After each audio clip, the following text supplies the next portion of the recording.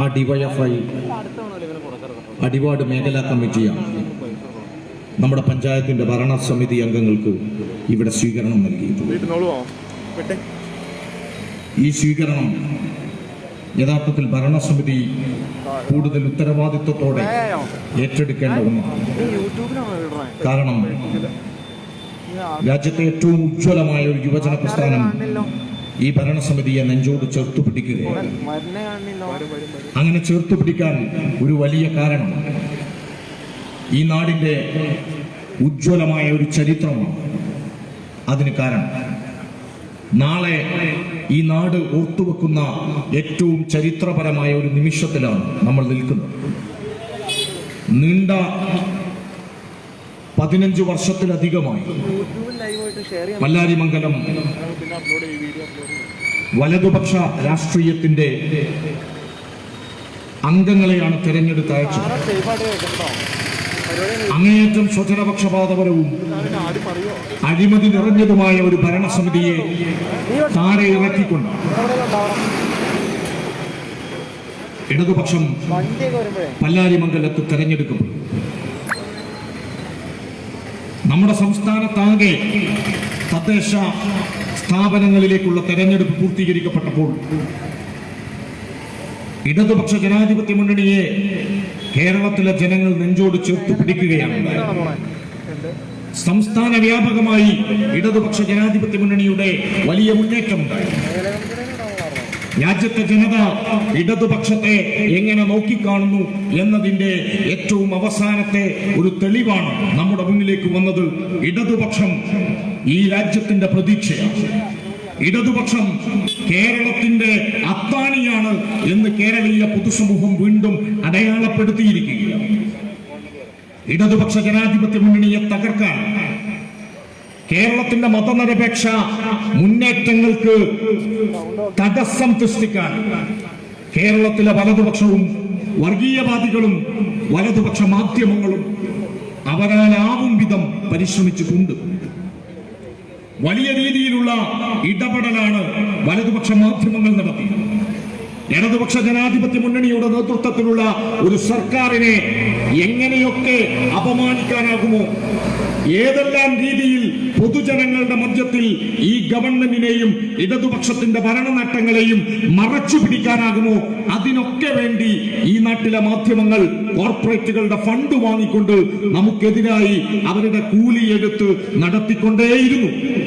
പക്ഷേ കേരളം മാധ്യമങ്ങളിലൂടെ നടത്തിയ ദുഷ്പ്രചരണങ്ങളെയെല്ലാം തിരിച്ചറിയുകയും ബിജെപിയും കോൺഗ്രസും ജമാഅത്തെ ഇസ്ലാമിയും എസ്ഡിപിഐയും ഒരുമിച്ച് ചേർന്നുകൊണ്ട് ഇടതുപക്ഷത്തെ തകർക്കാൻ പരിശ്രമിച്ചപ്പോൾ ഇടതുപക്ഷമാണ് ഈ നാടിന്റെ ഹൃദയപക്ഷം എന്ന് തിരിച്ചറിഞ്ഞുകൊണ്ട് ഈ മണ്ണിനകത്തെ ഇടതുപക്ഷ ജനാധിപത്യ മുന്നണിയെ ചേർത്തു പിടിച്ചു.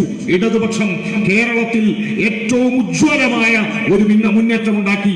കഴിഞ്ഞ കാലങ്ങളിൽ, കഴിഞ്ഞ ത്രിതല പഞ്ചായത്ത് തെരഞ്ഞെടുപ്പിന്റെ കാലത്ത് നമ്മുടെ സംസ്ഥാനത്തെ 14 ജില്ലാ പഞ്ചായത്തുകൾ ഭരിച്ചിരുന്നത് 7 UDF-ഉം 7 LDF-ഉമാണ്. ജില്ലാ പഞ്ചായത്തുകളിലെ ഒരു കക്ഷി നിലയാണ് പലപ്പോഴും സംസ്ഥാന ഭരണത്തെ നിർണയിച്ചിരുന്ന ഒരു ഘടകം. എന്നാൽ ഇന്ന് കേരളത്തിൽ ജില്ലാ പഞ്ചായത്തുകളുടെ എണ്ണം പരിശോധിച്ചാൽ 11 വളരെ സുവ്യക്തമായ ഭൂരിപക്ഷത്തോടെ ഇടതുപക്ഷം അധികാരത്തിലുണ്ട്. 11 LDF-ന്റെ വലിയ മുന്നേറ്റം ജില്ലാ പഞ്ചായത്തിൽ ഉണ്ടാകുമ്പോൾ വെറും 3 സ്ഥലത്ത് മാത്രമാണ് UDF ഇന്ന് ഭരണത്തിലുള്ളത്. സാധാരണ രീതിയിൽ പ്രതിപക്ഷത്തിൽ ഇരിക്കുന്നവർക്ക് പഞ്ചായത്ത് തെരഞ്ഞെടുപ്പിൽ ഒരു മുന്നേറ്റം ഉണ്ടാവാറുണ്ട്. കഴിഞ്ഞ തെരഞ്ഞെടുപ്പിൽ LDF 7-ഉം UDF 7-ഉമായിരുന്നു ജില്ലാ പഞ്ചായത്തിന്റെ കക്ഷി നിലയെങ്കിൽ ഇന്ന് 11-ഉം 3-ഉമാണ് കേരളത്തിലെ ജില്ലാ പഞ്ചായത്തിൽ കക്ഷി നില. ഈ ഗ്രാമപഞ്ചായത്ത് തലങ്ങളിലെ തെരഞ്ഞെടുപ്പ് പൂർത്തീകരിക്കപ്പെട്ടപ്പോൾ 86 മുതൽ 103 വരെ നിയോജക മണ്ഡലങ്ങളിൽ ഇടതുപക്ഷ ജനാധിപത്യ മുന്നണിയുടെ വലിയ മുന്നേറ്റം സംസ്ഥാന നിയമസഭാ തെരഞ്ഞെടുപ്പിൽ ഉണ്ടാവുമെന്നും ഇടതുപക്ഷത്തിന്റെ ഭരണ തുടർച്ച കേരളത്തിൽ യാഥാർത്ഥ്യമാകുമെന്നും കേരളീയ പൊതുസമൂഹം തിരിച്ചറിയുന്ന ഒരു ഘട്ടത്തിൽ കൂടിയാണ് നമ്മൾ മുന്നോട്ട് പോകുന്നത്. ഇവിടെ പ്രിയപ്പെട്ട സഖാക്കളോട്, എന്റെ ശബ്ദം കേൾക്കുന്ന ഈ നാട്ടിലെ ജനാധിപത്യവാദികളോട് എനിക്ക് വിനയത്തോടെ ഓർമ്മപ്പെടുത്താനുള്ളത്, ഇത് ഗ്രാമപഞ്ചായത്തിൽ ഇടതുപക്ഷം ജയിച്ചതിന്റെ ആഘോഷത്തിന്റെ നിമിഷം മാത്രമല്ല. അടിവാട് ഡിവൈഎഫ്ഐ ഇന്ന് ഇവിടെ സ്വീകരണം നൽകിയത് നമ്മുടെ പ്രിയപ്പെട്ട ഗ്രാമപഞ്ചായത്തിലേക്ക് വിജയിച്ച നമ്മുടെ പ്രിയപ്പെട്ട സാരഥികൾക്കാണ്, നമ്മുടെ ഭരണസമിതിയുടെ അധ്യക്ഷ ഉൾപ്പെടെയുള്ള ആളുകൾക്കാണ്. പക്ഷേ ഇത് ആഘോഷത്തിന്റെ മാത്രം നിമിഷം അല്ല, ഇത് നമ്മൾ ആലോചിക്കേണ്ട നിമിഷമാണ്. ഇത് നമ്മുടെ പ്രവർത്തനങ്ങളെ ഇടതുപക്ഷ ജനാധിപത്യ മുന്നണിയുടെ പ്രവർത്തകരായ, CPIM-ന്റെ പ്രവർത്തകരായ, ഡിവൈഎഫ്ഐയുടെ പ്രവർത്തകരായ മുഴുവൻ ആളുകളും അവരവരുടെ ഉത്തരവാദിത്തങ്ങൾ കൂടുതൽ ജാഗ്രതയോടെ മുന്നോട്ട് കൊണ്ടുപോകേണ്ട ഒരു സമയമാണിത്. കാരണം നമ്മൾ തെരഞ്ഞെടുപ്പിൽ ജയിച്ചത് സെമി ഫൈനലിലാണ്. ഈ സെമി ഫൈനലിൽ കേരളത്തിന്റെ പടനായകൻ സഖാവ് പിണറായി വിജയൻ ഗോദയിലേക്ക് ഇറങ്ങിയിട്ടുണ്ടായിരുന്നില്ല. കോവിഡ് പ്രോട്ടോകോളുകൾ പാലിച്ചുകൊണ്ട് സഖാവ് കേരളത്തിന്റെ മുഖ്യമന്ത്രി, നമ്മുടെ കപ്പിത്താൻ കേരളത്തിന്റെ മത്സര രംഗത്തേക്ക് പൂർണ്ണമായും ഇറങ്ങിയില്ല. അദ്ദേഹം തിരുവനന്തപുരത്ത് തന്നെയായിരുന്നു. നമ്മളോട് സാമൂഹിക മാധ്യമങ്ങളിലൂടെ, ചാനലുകളിലൂടെ ആണ് കേരളത്തിന്റെ മുഖ്യമന്ത്രി സംസാരിച്ചത്.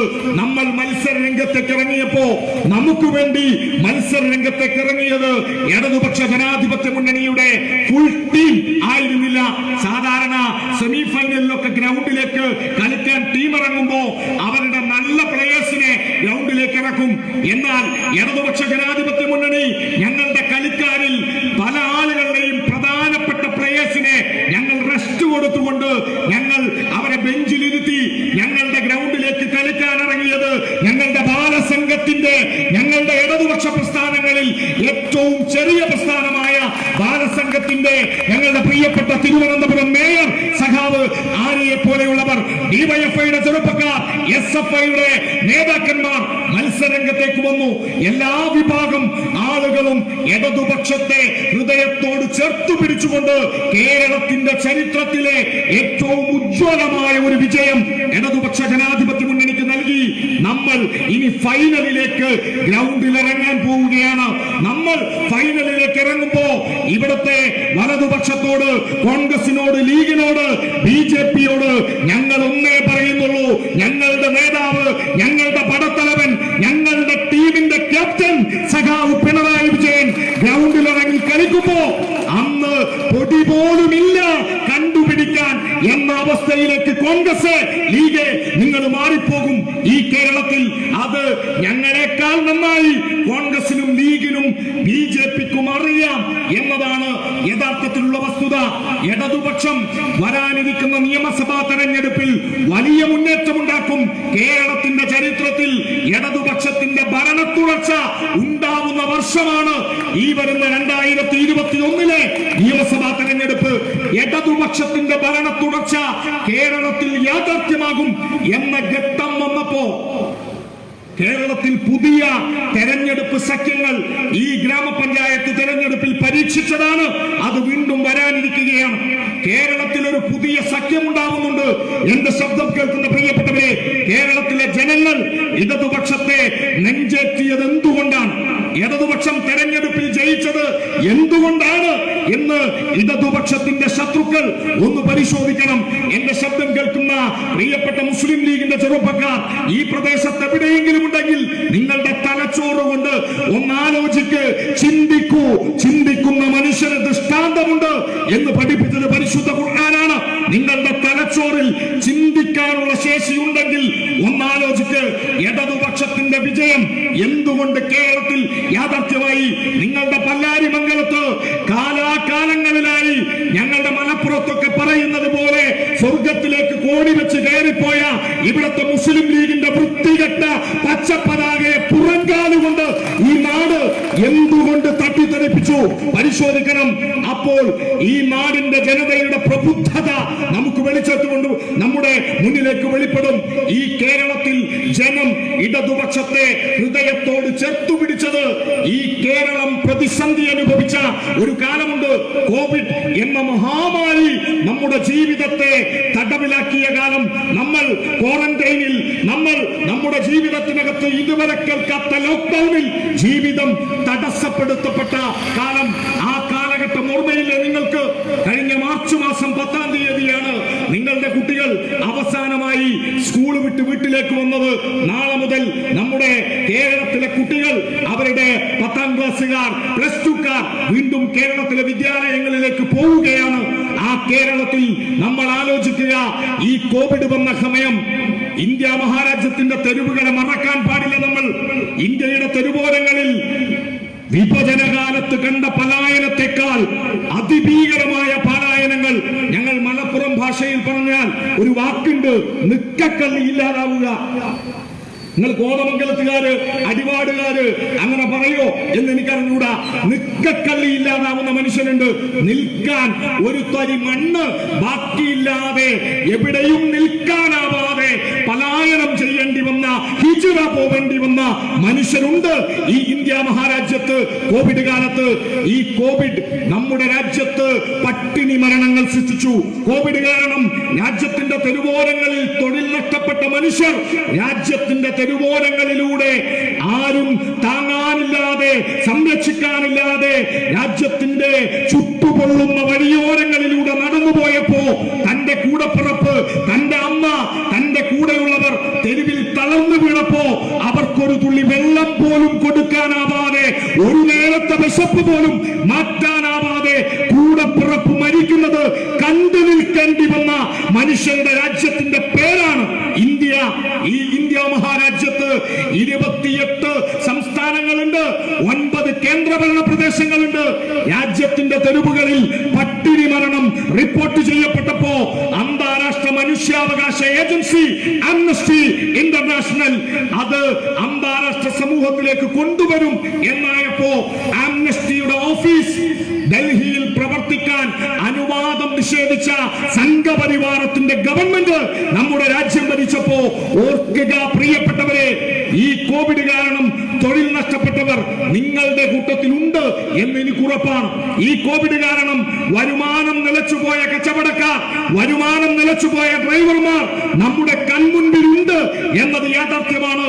എന്റെ ശബ്ദം കേൾക്കുന്ന ഏറ്റവും പ്രിയപ്പെട്ടവരെ, ഈ കോവിഡിന്റെ മഹാദുരന്തം നമ്മുടെ ജീവിതത്തെ തൊഴിൽ നഷ്ടപ്പെടുത്തിയപ്പോ, വരുമാനം നഷ്ടപ്പെടുത്തിയപ്പോ, ഏതെങ്കിലും ഒരു നിമിഷം കോവിഡ് മൂലം പട്ടിണി കിടക്കേണ്ടി വന്ന ആരെങ്കിലും ഈ കേരളത്തിന്റെ തെരുവിലുള്ളതായി നിങ്ങൾക്കൊന്ന് കാണിച്ചു തരാനാകുമോ? കേരളത്തിന്റെ തെരുവോരങ്ങളിൽ എവിടെയെങ്കിലും പട്ടിണി കിടക്കുന്ന ഒരു മനുഷ്യനെ, ഒരു നേരത്തെ പട്ടിണി കിടക്കേണ്ടി വന്ന മനുഷ്യനെ ഈ കോവിഡ് മൂലം ആരെങ്കിലും ഉണ്ടായതായി നമുക്ക് കാണിക്കാനാകുമോ? പ്രിയപ്പെട്ട ലീഗ്, കോൺഗ്രസ്, BJP, നിങ്ങൾ ഇങ്ങനെ പറയുന്നു കിറ്റ് കൊടുത്തതൊക്കെ ഖജനാവിലെ പണമാണെന്ന്. ലീഗിന്റെ വാദമാണ്, കോൺഗ്രസുകാരന്റെ വാദമാണ്. കിറ്റ് എല്ലായിടത്തും ഉണ്ടത്രേ. BJPയുടെ വാദമാണ്. ഇങ്ങനെ റേഷൻ സംവിധാനങ്ങൾ കേരളത്തിൽ നൽകുന്നത് പോലെ നൽകുന്ന മറ്റേതെങ്കിലും ഒരു സംസ്ഥാനം ഇന്ത്യയിൽ വേറെയുണ്ടോ? ഇതുപോലെ കിറ്റ് കൊടുത്ത കേരളമല്ലാത്ത മറ്റേതെങ്കിലും ഒരു സംസ്ഥാനം ഇന്ത്യയിലുണ്ടോ? നികുതി പണം കൊണ്ടാണ് ഇതെല്ലാം നൽകുന്നതെങ്കിൽ ഇന്ത്യയിലെ മറ്റു സംസ്ഥാനങ്ങളിലും ഉണ്ടാവേണ്ടതാണ്. നികുതി പണമല്ല പ്രിയപ്പെട്ടവരെ നമ്മുടെ കൈകളിലേക്ക് എത്തിയത്. ഓർമ്മയില്ലേ നിങ്ങൾക്ക്? നമ്മുടെ കേരളത്തിലെ സാധാരണക്കാരനോട് കേരളത്തിന്റെ പടനായകൻ പിണറായി ഈ നാടിനോട് പറഞ്ഞു, മുഖ്യമന്ത്രിയുടെ ദുരിതാശ്വാസ നിധിയിലേക്ക് നിങ്ങൾ സംഭാവന നൽകണം. സർക്കാർ ഉദ്യോഗസ്ഥന്മാർ അവരുടെ 1 മാസത്തെ ശമ്പളം ഘട്ടം ഘട്ടമായി സർക്കാരിന്റെ ദുരിതാശ്വാസ നിധികളിലേക്ക് നൽകണം. കേരളത്തിലെ മഹാഭൂരിഭാഗം വരുന്ന നന്മയുള്ള അധ്യാപകർ, നന്മയുള്ള സർക്കാർ ഉദ്യോഗസ്ഥർ സർക്കാരിന്റെ ദുരിതാശ്വാസ നിധിയിലേക്ക് ഫണ്ട് നൽകിയപ്പോ ഇവിടത്തെ മുസ്ലിം ലീഗിന്റെ പച്ചപ്പതാക പിടിക്കുന്ന മാഷെന്ന പേര് മാത്രമുള്ളവൻ സർക്കാരിന്റെ ഈ രേഖ കത്തിച്ചു. കോൺഗ്രസുകാരൻ 5 5 പൈസ കൊടുക്കരുത് ദുരിതാശ്വാസ നിധിയിലേക്ക് എന്ന് നായികക്ക് 40 വട്ടം പറഞ്ഞു. ആ ദുരിതാശ്വാസ നിധിയിൽ പണം വന്നപ്പോ കേരളത്തിന്റെ മുഖ്യമന്ത്രി പറഞ്ഞു 90 ലക്ഷം റേഷൻ കാർഡ് ഉടമകൾക്ക്. നോക്കൂ നിങ്ങൾ, ഇത് ലോകത്തെ മഹാത്ഭുതങ്ങളിൽ ഒന്നാണ്. ലോകത്തെ മറ്റൊരു രാജ്യത്തിനും നൽകാനാവാത്ത ഒരു മഹാത്ഭുതം. അതാണ് കേരളത്തിൽ സംഭവിച്ചത്. നിങ്ങളുടെ വീടിന്റെ വലുപ്പം നോക്കിയില്ല, നിങ്ങളുടെ റേഷൻ കാർഡിന്റെ നിറമേത് എന്ന് നോക്കിയില്ല, നിങ്ങൾ പണ്ട് പണമുള്ളവരായിരുന്നോ, നിങ്ങളുടെ വീട്ടിൽ വാഹനമുണ്ടോ എന്ന് നോക്കിയില്ല. കേരളത്തിലെ 90 ലക്ഷം റേഷൻ കാർഡ് ഉടമകൾക്കും കേരളത്തിലെ റേഷൻ സംവിധാനങ്ങളിലൂടെ കിറ്റുകൾ നൽകാൻ തീരുമാനിച്ച ഒരു സർക്കാർ നമ്മുടെ നാട്ടിലുണ്ട്. എന്തുകൊണ്ടാ വലുപ്പം വീടിന്റെ നോക്കാത്തത്? വീടിന്റെ വലുപ്പം നോക്കാത്തതിന് കാരണം പലതുണ്ട്. അതിലൊന്ന്, പണ്ട് ഗൾഫിലൊക്കെ പോയിട്ട് കഷ്ടപ്പെട്ട് അല്ലെങ്കിൽ എവിടെന്നെങ്കിലും ലോൺ എടുത്ത് അത്യാവശ്യം തിരക്കേടില്ലാത്ത വീട് വെച്ചിട്ടുണ്ടാവും. പക്ഷേ വീട് വെച്ച ലോൺ അടക്കാൻ തന്നെ വരുമാനമില്ലാതാവുന്ന കാലത്ത് വീട്ടിലെ അരി കഴിഞ്ഞാൽ, വീട്ടിലെ പഞ്ചസാര കഴിഞ്ഞാൽ അയലോക്കത്തെ ഒരാളോട് കടം വാങ്ങാൻ ചില ആളുകൾക്ക് മടിയുണ്ടാകും. കാരണം വലിയ പെന വെച്ചിട്ടുണ്ട്. എന്നിട്ടും വീട്ടിൽ പഞ്ചസാര വാങ്ങാൻ കയ്യിൽ കാശുണ്ടാവില്ല സാധാരണക്കാരനായ മനുഷ്യന്. അത് കേരളത്തിൽ തിരിച്ചറിഞ്ഞു കേരളത്തിലെ ഇടതുപക്ഷം.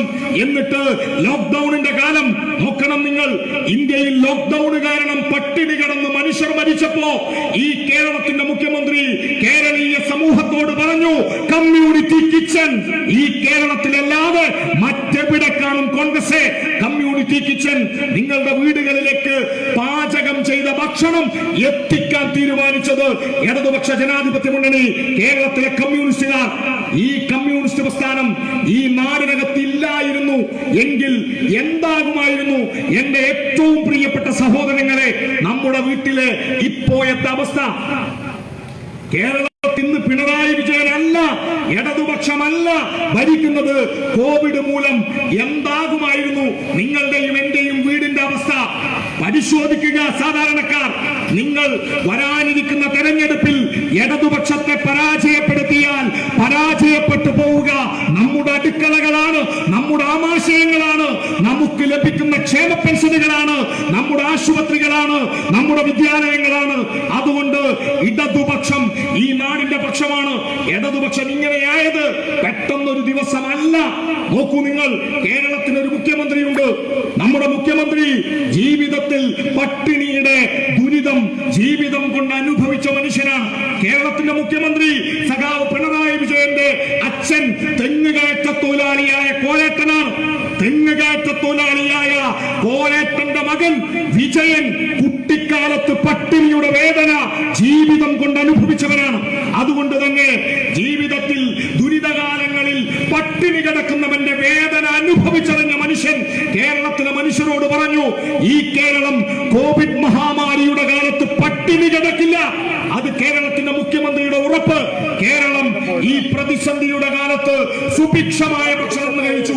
നമ്മളിൽ പലരും പലതരത്തിലുള്ള പാചക പരീക്ഷണങ്ങളിൽ വരെ ഏർപ്പെടുന്ന സാഹചര്യം കേരളത്തിലുണ്ടായി.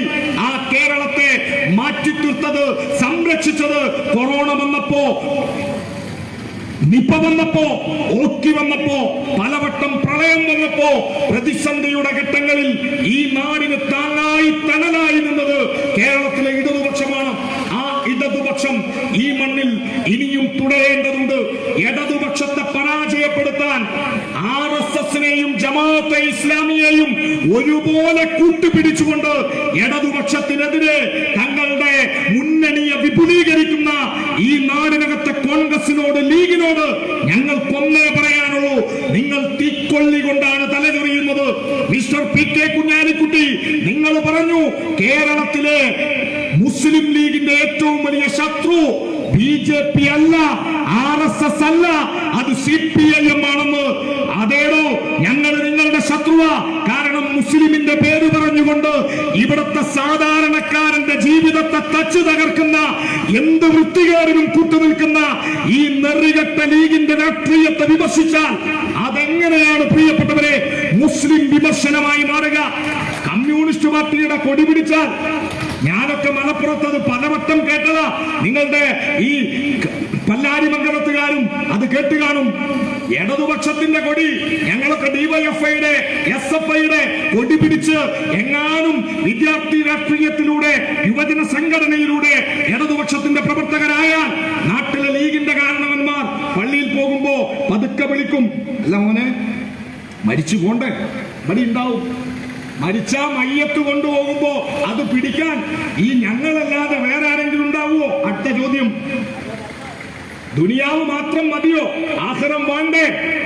പ്രിയപ്പെട്ട മുസ്ലിം ലീഗുകാരാ, നിങ്ങൾ ഇങ്ങനെ മതം പറഞ്ഞ് വളർത്തുമ്പോ ആരാണ് മതനിഷേധി എന്ന് ഈ നാട്ടിലെ ജനങ്ങളോട് പറയണം. കമ്മ്യൂണിസ്റ്റ് പാർട്ടിയുടെ കൊടി പിടിച്ചാൽ മതനിഷേധിയാകുമെന്നും ലീഗിന്റെ കൊടി പിടിച്ചാൽ ആഖിറം കിട്ടുമെന്നും പറയുന്ന ഈ നാടിനകത്തെ മൂരി ലീഗ് എന്ന് നാട്ടുകാർ വിളിക്കുന്ന ലീഗിനോട് ഞങ്ങൾക്കൊന്നേ പറയാനുള്ളൂ, നിങ്ങൾക്കുള്ള മറുപടി പരിശുദ്ധ ഖുർആനിലുണ്ട്. ആരാണ് മതത്തെ നിഷേധിച്ചവർ, ആരാണ് സത്യത്തിന്റെ നിഷേധി? സൂറത്തുൽ മാഊൻ 104-ാം അധ്യായം പരിശുദ്ധ ഖുർആൻ നമ്മെ ഓർമ്മിപ്പിച്ചിട്ടുണ്ട്. അത് ലീഗിനുള്ള മറുപടി കൂടിയാണ്.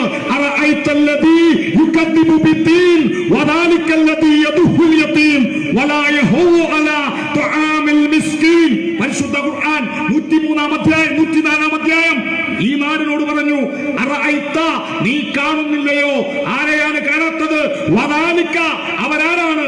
അറഅയ്തല്ലദീ യുകദ്ദിബു ബിദ്ദീൻ ദീനിന്റെ സത്യത്തിന്റെ നിഷേധികളെ നിങ്ങൾ കാണുന്നില്ലേ?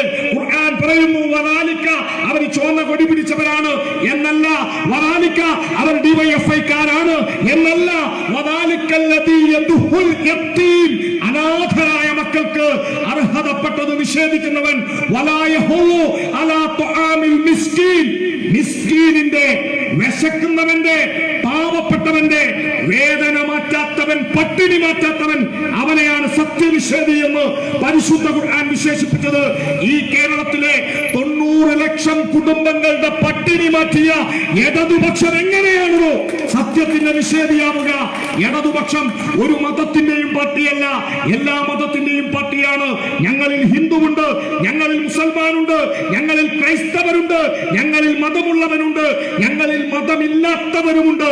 ഞങ്ങൾ വിളിക്കുന്ന മുദ്രാവാക്യം മതമല്ല, മതമല്ല മനുഷ്യന്റെ പ്രശ്നം, മനസാക്ഷിയില്ലാത്ത മനസ്സാണ് പ്രശ്നം, എരിയുന്ന വയറിന്റെ തീയാണ് പ്രശ്നം. ഈ ഭൂമിയിൽ മനുഷ്യൻ അവന്റെ ജീവിതം മുന്നോട്ട് കൊണ്ടുപോകണം.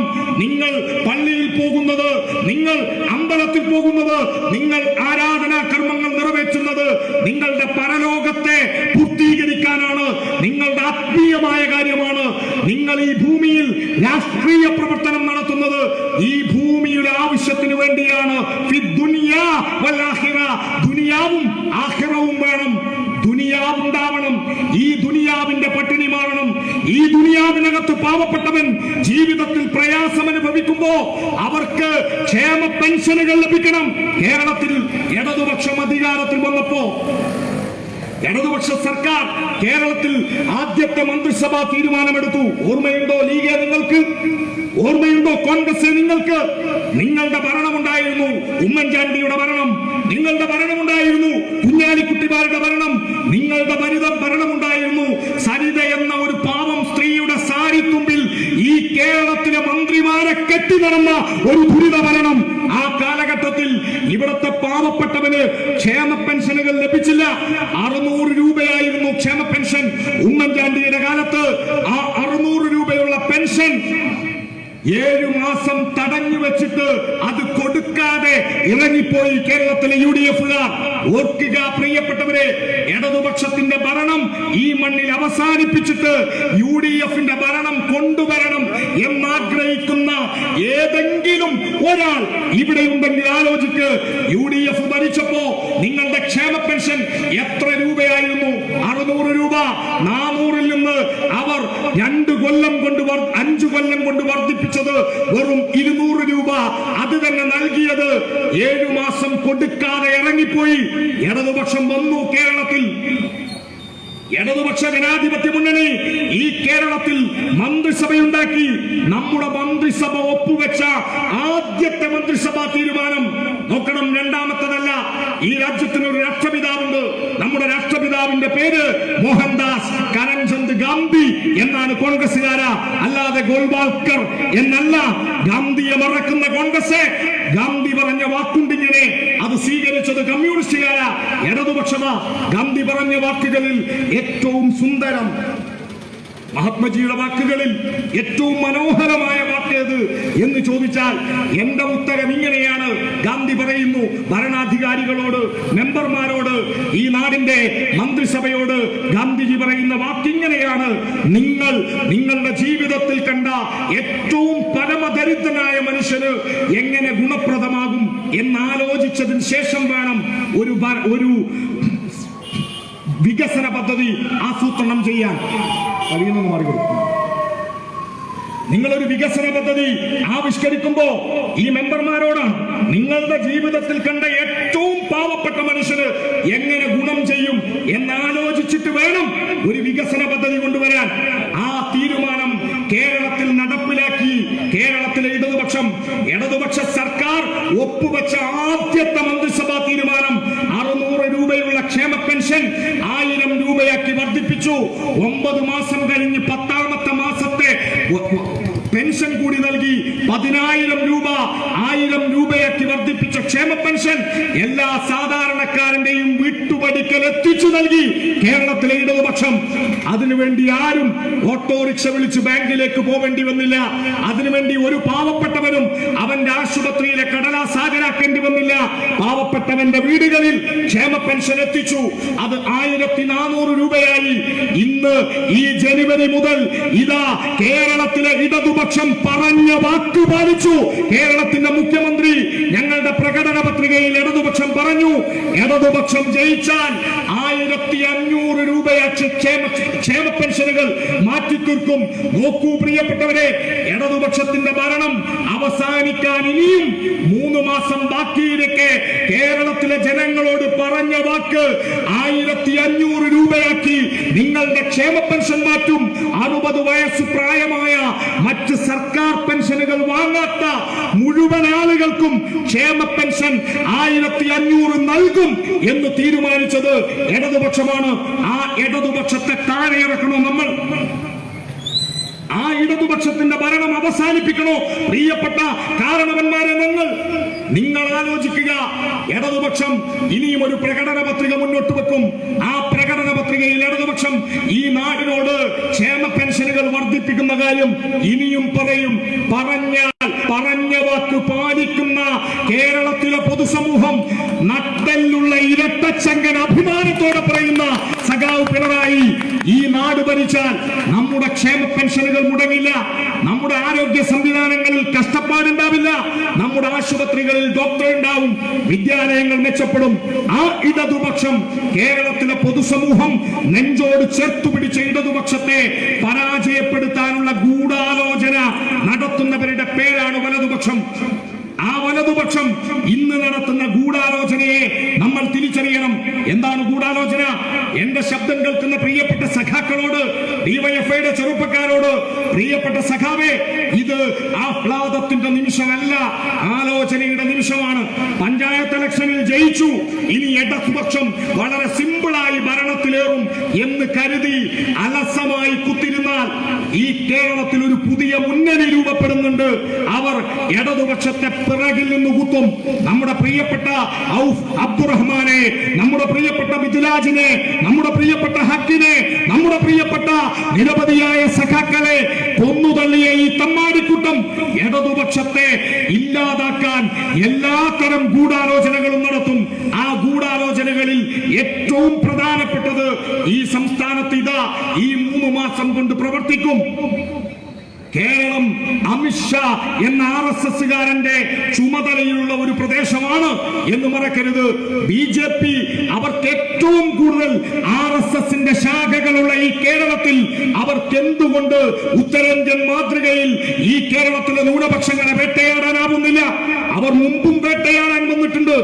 ഈ കേരളത്തിൽ RSSന് ഏറ്റവും അധികം ശാഖകളുണ്ട്.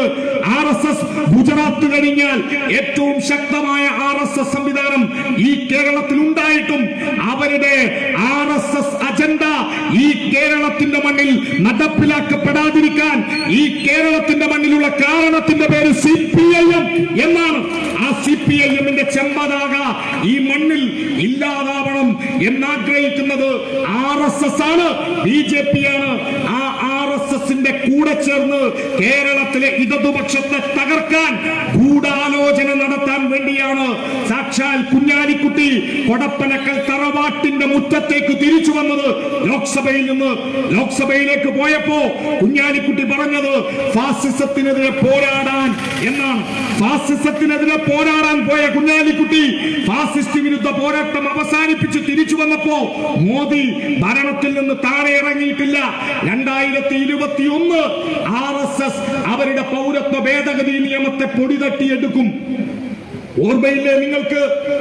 ഷഹീൻ ബാഗ് എന്ന് പറയുന്ന സമരകേന്ദ്രത്തെ മറന്നോ നമ്മൾ? ഡൽഹിയിലെ ഷഹീൻ ബാഗിനകത്ത് രാജ്യത്തെ മതേതരവാദികൾ, രാജ്യത്തെ ജനാധിപത്യവാദികൾ ഒരുമിച്ച് ചേർന്നുകൊണ്ട് പൗരത്വ ഭേദഗതി നിയമമെന്ന RSS അജണ്ടകൾക്കെതിരെ ഉജ്ജ്വലമായി we the people of India having solemnly resolved to constitute India into a sovereign socialist secular democratic republic. ഇന്ത്യയുടെ ഭരണഘടനയുടെ ആമുഖം ഈ രാജ്യം ഒരുമിച്ച് വായിച്ചു. ഷഹീൻ ബാഗിലൂടെ പൗരത്വ ഭേദഗതി നിയമത്തിനെതിരായ സമരത്തിലൂടെ ആ സമരം കത്തി നിൽക്കുന്ന സമയത്താണ് കോവിഡ് വന്നത്. ഈ കോവിഡിന്റെ കാലത്ത് ഈ കൊറോണ ദുരന്തം നമ്മുടെ മുന്നിലേക്ക് വന്നപ്പോ RSS അതിനെ ഒരു മറയാക്കി. എന്നിട്ട് കോവിഡിന്റെ മറപറ്റി പൗരത്വ ഭേദഗതി നിയമത്തിനെതിരായ സമരങ്ങളെ അവർ പതുക്കെ ഇല്ലായ്മ ചെയ്തു. ഷഹീൻ ബാഗ് ഒഴിപ്പിക്കപ്പെട്ടു. നോക്കൂ നിങ്ങൾ, 2021 ജനുവരി മുതൽ പൗരത്വ ഭേദഗതി നിയമവും NRCയും വീണ്ടും ഈ നാട്ടിലേക്ക് കൊണ്ടുവരാൻ പരിശ്രമിക്കുന്ന കാലത്ത് പൗരത്വ ഭേദഗതി നിയമത്തിനെതിരെ ഈ നാട് സമരം നടത്തുമ്പോ ഇടതുപക്ഷം കേരളത്തിൽ അധികാരത്തിൽ ഇല്ലാതായാൽ എന്താവും കേരളത്തിന്റെ ജനാധിപത്യ സമൂഹത്തിന്റെ അവസ്ഥ? കേരളത്തിൽ പൗരത്വ ഭേദഗതി നിയമത്തിന്റെ സമയത്ത് എന്ന് പറയുന്ന ഉമ്മൻചാണ്ടിയും RSSന്റെ കാവിക്കോണകം അടിയിലുടുത്ത ചെന്നിത്തലമാരും കേരളം ഭരിക്കുന്ന കാലം വന്നാൽ എന്താകും പ്രിയപ്പെട്ടവരെ കേരളത്തിന്റെ ഭാഗി? അതുകൊണ്ട് RSSകാരനെയും ഈ മണ്ണിനകത്തവന്റെ നെറികേട് നടപ്പിലാക്കാൻ അനുവദിക്കാത്ത അമിത്ഷാ എന്ന RSS ഭീകരൻ ഈ കേരളത്തിലെ ഗവൺമെന്റിനെ പിടിച്ചു വലിച്ച് താഴെയെറിയും എന്ന് പറഞ്ഞപ്പോ മിസ്റ്റർ അമിത് ഷാജി, നിങ്ങൾക്ക് കേരളത്തിലെ ഇടതുപക്ഷത്തെ പിടിച്ചു കുലുക്കാൻ ഈ തടി പോരാ എന്ന് മുഖത്ത് നോക്കി പറയാൻ കേരളത്തിൽ ഒരു തന്റേടമുള്ള ഭരണാധികാരി ഉണ്ടായി. അത് കേരളത്തിന്റെ മുഖ്യമന്ത്രി സഖാവ് പിണറായി. ആ പിണറായി വിജയൻ എന്ന ഗവൺമെന്റ് ഇടതുപക്ഷം ഈ നാടിനകത്ത് ഇല്ലാതാവണം എന്നാഗ്രഹിക്കുന്നത് സംഘപരിവാരമാണ്. അതെന്തുകൊണ്ട്? സംഘപരിവാരത്തിന്റെ അജണ്ടകൾ എന്താണ്? 2024 ഈ നാട്ടിൽ ഒരു ലോക്സഭാ തെരഞ്ഞെടുപ്പ് നടക്കും. 2024 ലോക്സഭാ തെരഞ്ഞെടുപ്പിൽ BJP 271 ലോക്സഭാ MP-മാരിൽ കൂടുതൽ നേടിക്കൊണ്ട്, കേവല ഭൂരിപക്ഷം നേടിക്കൊണ്ട് ഇന്ത്യൻ പാർലമെന്റിൽ അധികാരം തുടർന്നാൽ 2025 എന്നൊരു വർഷം വീണ്ടും വരും. 2025 ഇന്ത്യ മരിക്കുന്ന വർഷമായിരിക്കും. 2025 ഈ രാജ്യത്തിന്റെ മയ്യത്ത് നമ്മൾ കബറടക്കുന്ന വർഷമായിരിക്കും. അങ്ങനെ ഒരു വർഷം സംഭവിക്കാതിരിക്കണമെങ്കിൽ 2025 നമ്മൾ കരുതിയിരിക്കണം. എന്താണ് 2025? 1925 എന്നൊരു വർഷമുണ്ട് ജനാധിപത്യ ഇന്ത്യൻ സമൂഹത്തിന് മുന്നിൽ.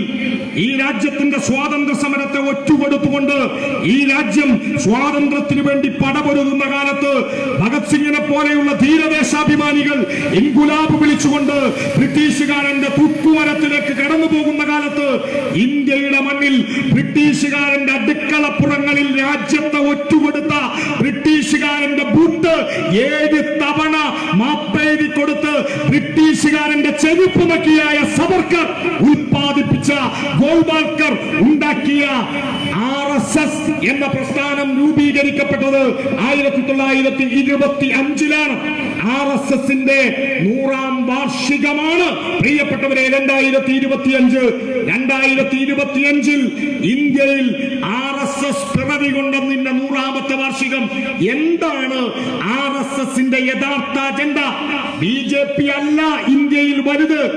BJP ഉണ്ടായത് 1980 മാത്രം.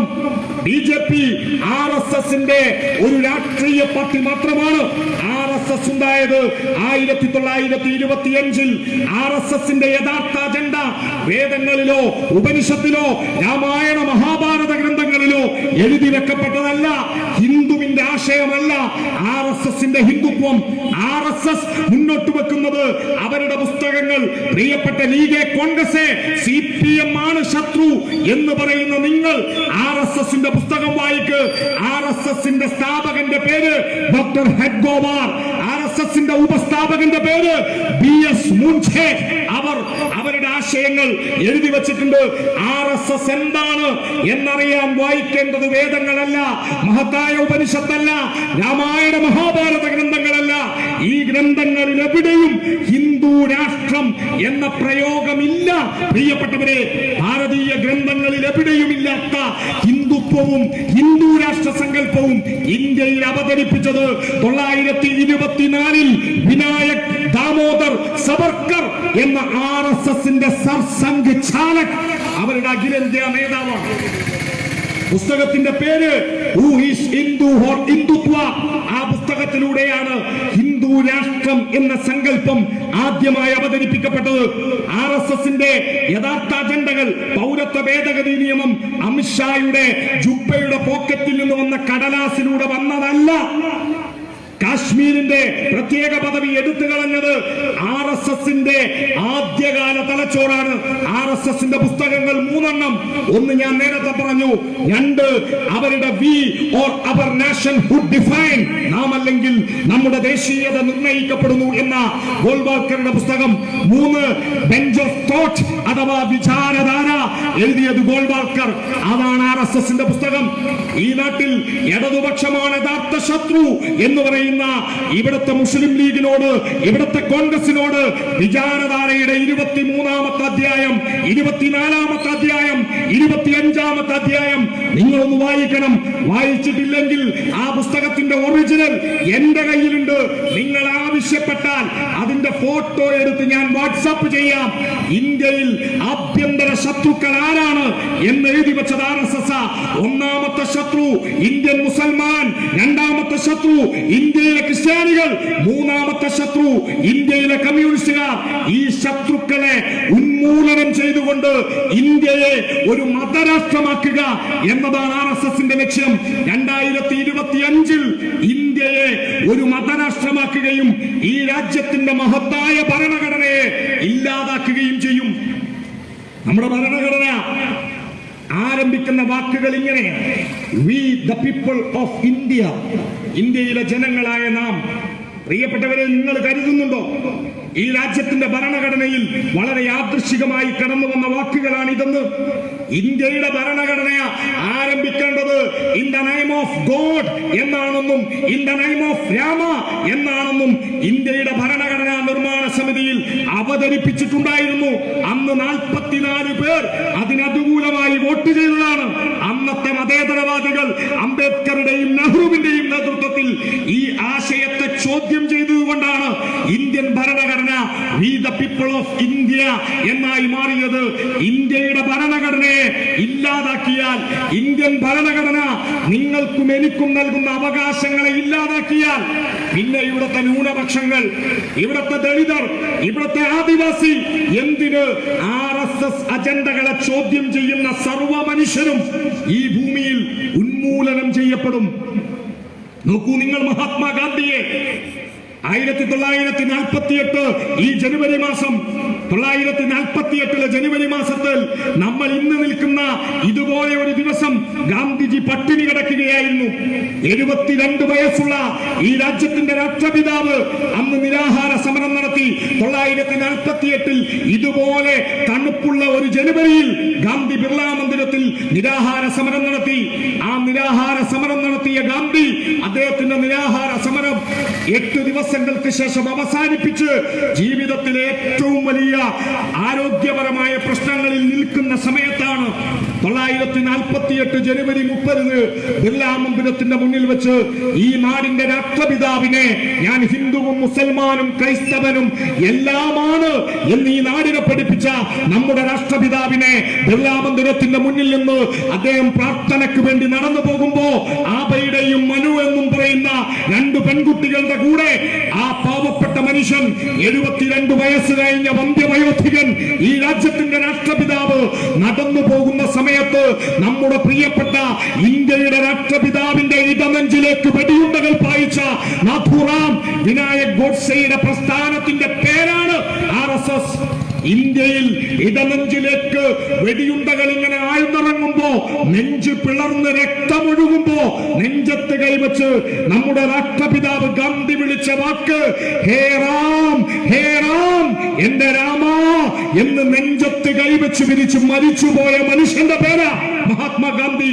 ആ ഗാന്ധിയെ കൊന്നു തള്ളിയവന്റെ പേരാണ് RSS. അവൻ വിളിക്കുന്നത് ജയ് ശ്രീറാം എന്നാണ്.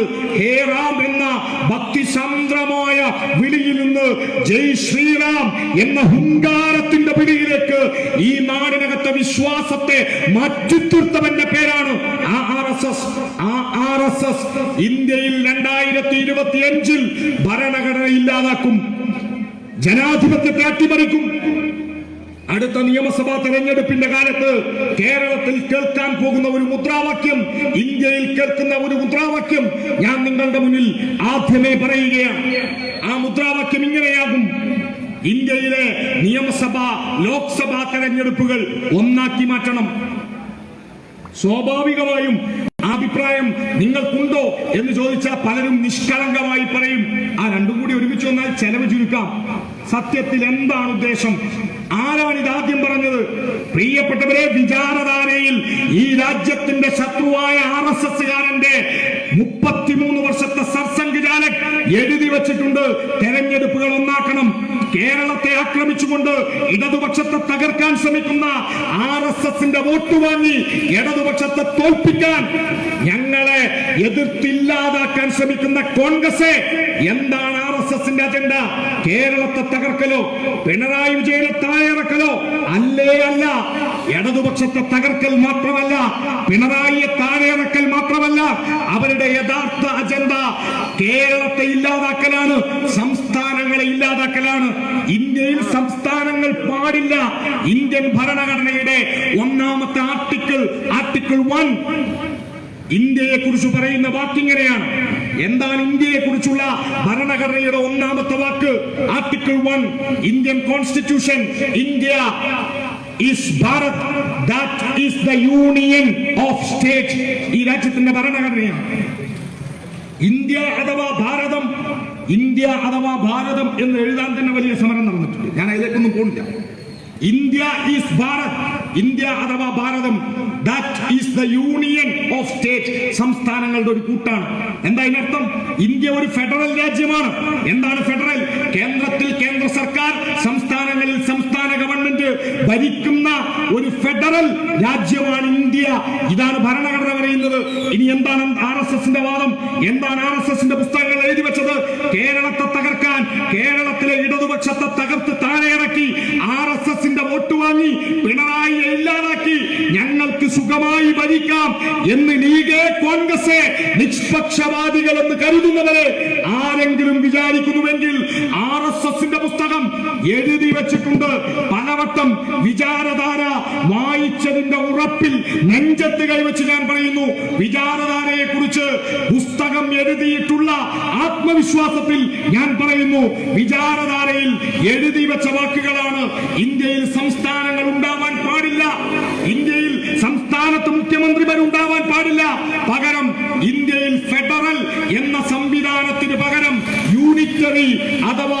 ഏകായത്തം ഒരു കേന്ദ്ര സർക്കാർ മാത്രം ഭരിക്കുന്ന, കേന്ദ്രത്തിൽ പ്രധാനമന്ത്രിയോ പ്രസിഡന്റോ മാത്രം നിലനിൽക്കുന്ന ഒരു രാജ്യമാക്കി ഇന്ത്യയെ മാറ്റണം. RSSന്റെ ആശയമാണ്. ആ ആശയം നടപ്പിലാക്കാൻ അവർക്കിന്ന് ഈ കേരളത്തിന്റെ മണ്ണിൽ, ഇന്ത്യയുടെ മണ്ണിൽ കാവി പടരുന്ന കാലത്ത് കാവി ഭീകരതയെ ചെറുക്കാൻ ഈ ഇന്ത്യയുടെ മണ്ണിൽ ഒരൊറ്റ സ്ഥലമേ ഉള്ളൂ, അത് കേരളമാണ്. ചുവന്ന ഈ തുരുത്താണ്. കാവിയെ ചെറുക്കാൻ ചുവപ്പിന്റെ കരുത്തല്ലാതെ മറ്റെന്ത് എന്ന തിരിച്ചറിവ് ആരെക്കാളും നന്നായി RSSനുണ്ട്. ആ RSS കേരളത്തിലെ ഇടതുപക്ഷത്തെ ഇല്ലാതാക്കാൻ ഇവിടത്തെ കോൺഗ്രസുമായി സഖ്യം ചേർന്ന് കഴിഞ്ഞു. പ്രിയപ്പെട്ടവരെ, കോൺഗ്രസുമായി UDFുമായി ഇവരാദ്യമായാണോ സഖ്യം ചേരുന്നത്? ഞാനിത് പറയുമ്പോ ലീഗിന്റെ ആരെങ്കിലും ഒക്കെ അപ്പുറത്തുണ്ടാവും. ലീഗരായ ആൾക്കാർ ഇപ്പോഴും ഇവിടെ ബാക്കിയുണ്ടാവും, കുഴപ്പമൊന്നുമില്ല. ഞങ്ങളുടെ അംസാക്ക പറഞ്ഞിട്ടുണ്ട്, എവിടെ പരിപാടിക്ക് പോയാലും ഒന്ന് തോർക്കണം. അംസാക്കന്റെ വസിയത്താണ്. ഇങ്ങനെ പറഞ്ഞ്, പടച്ച റബ്ബേ ചോറും കഞ്ഞിയും ഈ ഹംകൾക്ക് ഇജ്ജ് കൊടുക്കണേ അള്ളാഹ്. ഇത് ചോറും കഞ്ഞിയാണെങ്കിൽ പടച്ചം കൊടുക്കും. അടുത്തൊരു വാക്കും കൂടിയുണ്ട്, പടച്ച റബ്ബേ ഈ ഹംകൾക്ക് ബുദ്ധി കൊടുക്ക് റബ്ബേന്ന. ബുദ്ധി വെച്ച ഒരൊറ്റ കുട്ടി ലീഗിന് ബാക്കി ഉണ്ടാവില്ല. ലീഗുകാരന് ബുദ്ധി വെച്ച ലീഗിന്റെ ചെറുപ്പക്കാർ ഓരോന്നോരോന്നായി കേരളത്തിന്റെ തെരുവുകളിൽ, ഞങ്ങളുടെ മലപ്പുറത്ത് ലീഗിൽ നിന്ന് കുട്ടികൾ വണ്ടി വിളിച്ചുകൊണ്ട് ഇടതുപക്ഷത്തിലേക്ക് വന്ന് ചെമ്പതാക പിടിച്ചുകൊണ്ടിരിക്കുക. അങ്ങനെ പിടിക്കുന്നത് എന്തുകൊണ്ടാ? ലീഗിന്റെ ചെറുപ്പക്കാർക്ക് ബുദ്ധിയുണ്ട്. ലീഗിന്റെ നേതാക്കന്മാർ പറയാ RSS അല്ല, CPM ആണ് ശത്രു. എന്റെ ശബ്ദം കേൾക്കുന്ന പ്രിയപ്പെട്ട മുസ്ലിം ലീഗുകാരായ ചെറുപ്പക്കാർ, ഞാൻ ഈ പറയുന്നത് തെറ്റാണ് എന്ന് നിങ്ങൾക്ക് തെളിയിക്കാൻ പറ്റുമെങ്കിൽ തെളിയിക്ക്. ഇത് സോഷ്യൽ മീഡിയയുടെ കാലം, ഇത് വാട്സാപ്പിന്റെ ട്വിറ്ററിന്റെ കാലം. നിങ്ങൾക്ക് എന്നെ ഈ നിമിഷത്തിൽ ഞാൻ പറയുന്നത് കളവാണെന്ന് തെളിയിക്കാനാവും. എന്റെ ചോദ്യം ഇതാണ്, കേരളത്തിൽ RSSന്റെ വോട്ട് നിങ്ങൾ വാങ്ങിയിട്ടില്ലേ? RSSുമായി നിങ്ങൾ സഖ്യം ചേരുന്നില്ലേ ഇടതുപക്ഷത്തെ തോൽപ്പിക്കാൻ? അങ്ങനെ തോൽപ്പിക്കാൻ ഇല്ല എന്ന് പറയുന്ന ആരെങ്കിലും ഉണ്ടെങ്കിൽ ഒരൊറ്റ ചോദ്യം. 1991 കേരളത്തിൽ ഒരു നിയമസഭാ തെരഞ്ഞെടുപ്പ് നടന്നിട്ടുണ്ട്. 91 നിയമസഭാ തെരഞ്ഞെടുപ്പിൽ ഈ കേരളത്തിൽ ബേപ്പൂർ എന്ന ഒരു നിയോജക മണ്ഡലം ഉണ്ടായിരുന്നു. ആ ബേപ്പൂർ നിയോജക മണ്ഡലത്തിൽ ഇടതുപക്ഷ ജനാധിപത്യ മുന്നണിക്ക് ഒരു സ്ഥാനാർത്ഥി ഉണ്ടായിരുന്നു. സ്ഥാനാർത്ഥിയുടെ പേര് അഡ്വക്കേറ്റ് TK ഹംസ. എല്ലാവർക്കും അറിയായിരിക്കും, ഇവിടെയൊക്കെ പ്രസംഗിക്കാൻ പലവട്ടം വന്നിട്ടുണ്ടാവും. ഞങ്ങളുടെ ഹംസാഖാന്റെ പാർട്ടി CPIM, ഹംസാഖാന്റെ മുന്നണി LDF, ഹംസാഖാന്റെ ചിഹ്നം, ഈ നാടിന്റെ അഭിമാന ചിഹ്നം അരിവാൾ ചുറ്റിക നക്ഷത്രം. UDF എന്ന പാർട്ടി കേരളത്തിലെ എല്ലാ നിയോജക മണ്ഡലങ്ങളിലും മത്സരിക്കും. UDF മുന്നണി. എന്റെ ചോദ്യം വിനയത്തോടെ ഈ നാട് പരിശോധിക്ക്. 91 ആവേശപ്രസംഗമൊന്നുമല്ല, വിനയത്തോടെ ചോദിക്കുകയാണ് കാരണവന്മാരോട്, പ്രിയപ്പെട്ട ചെറുപ്പക്കാരോട്, എന്റെ അമ്മ പെങ്ങന്മാരോട്. ഞാൻ പറയുന്നത് കളവാണെങ്കിൽ അത് നിങ്ങൾ തിരുത്തണം എന്ന് പറഞ്ഞുകൊണ്ട് ഞാൻ ചോദിക്കട്ടെ, 91 നിയമസഭാ തെരഞ്ഞെടുപ്പിൽ ആരായിരുന്നു UDFന്റെ സ്ഥാനാർത്ഥി ബേപ്പൂരിൽ? അപ്പൊ ലീഗ് പറയും സ്ഥാനാർത്ഥി ഇല്ല, പച്ചക്കള്ളം. പ്രിയപ്പെട്ടവരെ, UDF അവിടെ സ്ഥാനാർത്ഥിയെ വെച്ചു. ഇലക്ഷൻ കമ്മീഷന്റെ സൈറ്റുകൾ അതിന് തെളിവാണ്. UDFന്റെ സ്ഥാനാർത്ഥിയുടെ പേര് അഡ്വക്കേറ്റ് K ആലിക്കുട്ടി വക്കീൽ. അദ്ദേഹത്തിന്റെ പാർട്ടി സ്വർഗത്തിലേക്ക് പോകാനുള്ളത് എന്ന് നിങ്ങളിങ്ങനെ പറഞ്ഞു പഠിപ്പിച്ച പെരുങ്കള്ളന്മാരുടെ പ്രസ്ഥാനം ഇന്ത്യൻ യൂണിയൻ മുസ്ലിം ലീഗ്. അദ്ദേഹത്തിന്റെ ചിഹ്നം നരകത്തിലേക്ക് പോകാനുള്ള കോണി. അദ്ദേഹത്തിന്റെ മുന്നണി UDF. ഇലക്ഷന്റെ ദിവസം ബാലറ്റ് പേപ്പർ ഇങ്ങനെ നോക്കി ആൾക്കാർ വോട്ട് ചെയ്യാൻ. ഞങ്ങൾ ആ പ്രദേശത്ത് കാരണവന്മാരൊക്കെ കോണിക്ക് കുത്തി ശീലിച്ചിട്ട് പാവങ്ങള് സ്വർഗത്ത് പോവാനുള്ള കോണി തെരഞ്ഞു നടന്നു. പലവട്ടം തെരഞ്ഞു. അവസാനം റിട്ടേണിംഗ് ഓഫീസറോട് ചോദിച്ചു, മോനെ ഇതിൽ കോണി കാണുന്നില്ലല്ലോ. ഞങ്ങളുടെ നാട്ടിലെ വല്യമ്മ കോടിനെ താമര വിഴുങ്ങി എന്ന് അയാൾക്ക് പറയാൻ പറ്റുമോ? സ്വന്തം പാർട്ടിയുടെ സ്ഥാനാർത്ഥിയെ മുസ്ലിം ലീഗിന്റെ കോണി ചിഹ്നത്തിൽ മത്സരിക്കാൻ നോമിനേഷൻ കൊടുത്ത ബേപ്പൂരിലെ 91 നിയമസഭാ തെരഞ്ഞെടുപ്പിലെ സ്ഥാനാർത്ഥിയെ പിൻവലിച്ചുകൊണ്ട് RSSന്റെ ഭാരതീയ വിചാര കേന്ദ്രം ഡയറക്ടർ K മാധവൻകുട്ടിയെ മത്സരിപ്പിച്ച രാഷ്ട്രീയ പാർട്ടിയുടെ പേരാണ് പ്രിയപ്പെട്ടവരെ, ഇന്ത്യൻ യൂണിയൻ മുസ്ലിം ലീഗ്, ആ മുസ്ലിം ലീഗ് ഇപ്പോഴും RSSുമായി രഹസ്യ ബാന്ധവത്തിനൊരുങ്ങുകയാണ്. ആ രഹസ്യ ബാന്ധവത്തിന്റെ നേതാവിന്റെ പേരാണ് കുഞ്ഞാലിക്കുട്ടി. ആ കുഞ്ഞാലിക്കുട്ടി ഡൽഹിയിൽ നിന്ന് ഫാസിസ്റ്റ് വിരുദ്ധ പോരാട്ടത്തിന് പോയയാൾ തിരിച്ചിങ്ങോട്ട് വന്നതിന്റെ ലക്ഷ്യം BJPയുമായി ചർച്ച നടത്തല. BJPക്ക് 8 സീറ്റിൽ ഈ കേരളത്തിൽ ജയിക്കാനാവുമെന്ന് പറഞ്ഞത് അമിത്ഷാ. ആ പറച്ചിലിന്റെ ഉദ്ദേശം എന്താണ്? BJPയെ നിയമത്തെ മാതൃകയിൽ കേരളത്തിൽ BJPക്ക് സീറ്റ് കൂട്ടിക്കൊടുക്കുക, ബാക്കിയുള്ള സ്ഥലങ്ങളിൽ BJPയുടെ വോട്ട് കോൺഗ്രസ് വാങ്ങുക. ഇതാണ് ലക്ഷ്യം. UDFന് ജയിക്കാൻ RSSന് കൂട്ടുപിടിക്കുന്നു. ഇത് തിരിച്ചറിയണം ഈ നാട്. ഇത് ഞാൻ പറയുന്നത് വെറുതെയാണ് എന്ന് ആർക്കെങ്കിലും തോന്നുന്നുണ്ടെങ്കിൽ, രണ്ടാമത്തെ ഉദാഹരണം 91 പറഞ്ഞു. 2 വടകര മണ്ഡലം. വടകര മണ്ഡലത്തിൽ 91 UDFന്റെ സ്ഥാനാർത്ഥിയത്. ഇനി വേണോ ഉദാഹരണം? 3 നാഗ്പൂർ. എവിടെയാണ് നാഗ്പൂർ? നാഗ്പൂർ എന്ന് പറഞ്ഞാൽ RSSന്റെ കാര്യാലയം നിൽക്കുന്ന സ്ഥലം. മഹാരാഷ്ട്രയിലെ നാഗ്പൂർ റിസർവ് ബാങ്കിന്റെ തലസ്ഥാനം കൂടിയാണ്. ആ നാഗ്പൂരിൽ കഴിഞ്ഞ മുനിസിപ്പാലിറ്റി, ഇപ്പോഴത്തതല്ല, കഴിഞ്ഞ മുനിസിപ്പാലിറ്റി RSS ഭരിച്ചത് എങ്ങനെയാണ്? നാഗ്പൂരിൽ RSSന് ഭരിക്കാൻ ഭൂരിപക്ഷമില്ലാതെ വന്നപ്പോ RSSനെ പിന്തുണച്ചത് മുസ്ലിം ലീഗുകാരായ 3 പേരായിരുന്നു എന്ന കാര്യം മറക്കരുത്. RSSുമായി പരസ്യവും രഹസ്യവുമായി സഖ്യമുണ്ടാക്കി എങ്ങനെയെങ്കിലും CPMനെ തോൽപ്പിക്കാൻ ഗൂഢാലോചന നടത്തുന്നവൻ ഇവിടത്തെ ലീഗും കോൺഗ്രസുമാണ്. കോൺഗ്രസ് പിന്നെ, ഞാൻ കോൺഗ്രസിനെ പറയുന്നില്ല. നാട്ടിലൊരു ചൊല്ലുണ്ട്, വീണ് കിടക്കുന്നവനെ പോയി ചവിട്ടാൻ പാടില്ല. നമ്മളെങ്ങാനും കോൺഗ്രസിനെ 2 ചീത്ത ഇവിടെ അധികം പറഞ്ഞാൽ, എന്നോട് സഖാക്കൾ വരുമ്പോൾ പറഞ്ഞു ഇവിടെ കോൺഗ്രസും ഉണ്ട്, അധ്യക്ഷൻ പറഞ്ഞു. പക്ഷെ ഞാനെങ്ങാനും ഇവിടെ കോൺഗ്രസിനെ 2 വർത്താനം കൂടുതൽ പറഞ്ഞാൽ നാളെ പോയിട്ട് ആ പഹയന്മാർ BJP ചേരും. അതുകൊണ്ട് പ്രിയപ്പെട്ട കോൺഗ്രസ്സുകാരാ, നിങ്ങൾ ഇങ്ങോട്ട് വരണ്ട, നിങ്ങൾ എങ്ങോട്ടും പോണ്ട, നിങ്ങൾ ആ കോൺഗ്രസ് തന്നെ നിന്നോ. മിനിമം ആ പാർട്ടിക്ക് ഒരു ചെറിയ ചരിത്രമൊക്കെ ഉണ്ട്, വേണമെങ്കിൽ ഞങ്ങളുടെ അടുത്ത് വന്നാൽ പറഞ്ഞുതരാം. നിങ്ങൾ പറയുന്ന സ്വാതന്ത്ര്യ സമരത്തിന്റെ വലിയ ചരിത്രമൊന്നും വിളമ്പി ഇങ്ങോട്ട് വരണ്ട. ഈ നാടിന്റെ സ്വാതന്ത്ര്യ സമരത്തിന്റെ ചരിത്രത്തിൽ ഇടതുപക്ഷത്തോളം പങ്ക് നിങ്ങൾക്കുണ്ടോ എന്ന് നിങ്ങൾ നോക്കണം. പഴയ കോൺഗ്രസിനല്ല, ഇപ്പോഴത്തെ കോൺഗ്രസിന്. പഴയ കോൺഗ്രസിന്റെ ചരിത്രം പറയുമ്പോ ജവഹർലാൽ നെഹ്റു കൈപ്പത്തി ചിഹ്നത്തിൽ മത്സരിച്ചിട്ടുണ്ടോ പ്രിയപ്പെട്ടവരെ? കാരണവന്മാർക്ക് ഓർമ്മ ഉണ്ടാവും. ചെറുപ്പക്കാരെ കൂടി എന്താ കോൺഗ്രസ് എന്ന് പറഞ്ഞാൽ ഗാന്ധിജിന്റെ പേരക്കുട്ടിയെന്ന. മഹാത്മാഗാന്ധിക്ക് 4 മക്കളുണ്ടായിരുന്നു, അതിലാരും കോൺഗ്രസുകാരല്ല. മഹാത്മാഗാന്ധിയുടെ പേരമക്കളിൽ ബാക്കിയുള്ളവരാരും ഇന്ന് കോൺഗ്രസുകാരല്ല. എന്നാൽ ഇന്ന് കോൺഗ്രസിന്റെ നേതാക്കന്മാർ, ജവഹർലാൽ നെഹ്റുവിന് ഒരു മോളുണ്ടായിരുന്നു, ഓൾക്ക് പേരിട്ടു ഇന്ദിര പ്രിയദർശിനി. ഓൾക്ക് പ്രണയം തോന്നി, ഓള് പ്രേമം മൂത്ത് ഒരു ചങ്ങായിനെ കല്യാണം കഴിച്ചു. ഓന്റെ പേര് ഫിറോസ് ഗണ്ഡി, നോട്ട് ഗാന്ധി. ഇംഗ്ലീഷിൽ ഗണ്ഡി എന്നെഴുതും. നാട്ടുകാർ പറഞ്ഞു ഗാന്ധിയാക്കി പാർസിയായ ഫിറോസ് ഗാന്ധി. ആ ഫിറോസ് ഗാന്ധിക്ക് 2 ആൺകുട്ടികൾ ഉണ്ടായി. ഒരുത്തന്റെ പേര് രാജീവ്, മറ്റൊരാളുടെ പേര് സഞ്ജയ്. 2 മക്കൾ. ഇവിടെ ഇങ്ങനെ കോൺഗ്രസിന്റെ പാരമ്പര്യം എന്ന് പറയുന്നവരോട് വെറുതെ, ഇന്ദിരാഗാന്ധിന്റെ 2 കുട്ടികളുണ്ടല്ലോ, നിങ്ങൾക്ക് BJP ആയിട്ടുള്ള ബന്ധം എന്ത് എന്ന് ചോദിക്കാൻ വളരെ ലളിതം. ഈ പറയുന്ന കോൺഗ്രസ് കുടുംബത്തിന് 2 സ്ഥാനം. അവർക്ക് വളരെ പെട്ടെന്ന് BJP ആവാം. കാരണം ഇന്ദിരാഗാന്ധി 2 മക്കളുണ്ടാക്കി, അതിലൊരാളെ BJPക്ക് കൊടുത്തു, ഒരാളെ കോൺഗ്രസിന് കൊടുത്തു. രാജീവ് ഗാന്ധി കല്യാണം കഴിച്ചു സോണിയാഗാന്ധിക്ക് 2 കുട്ടികളുണ്ടായി.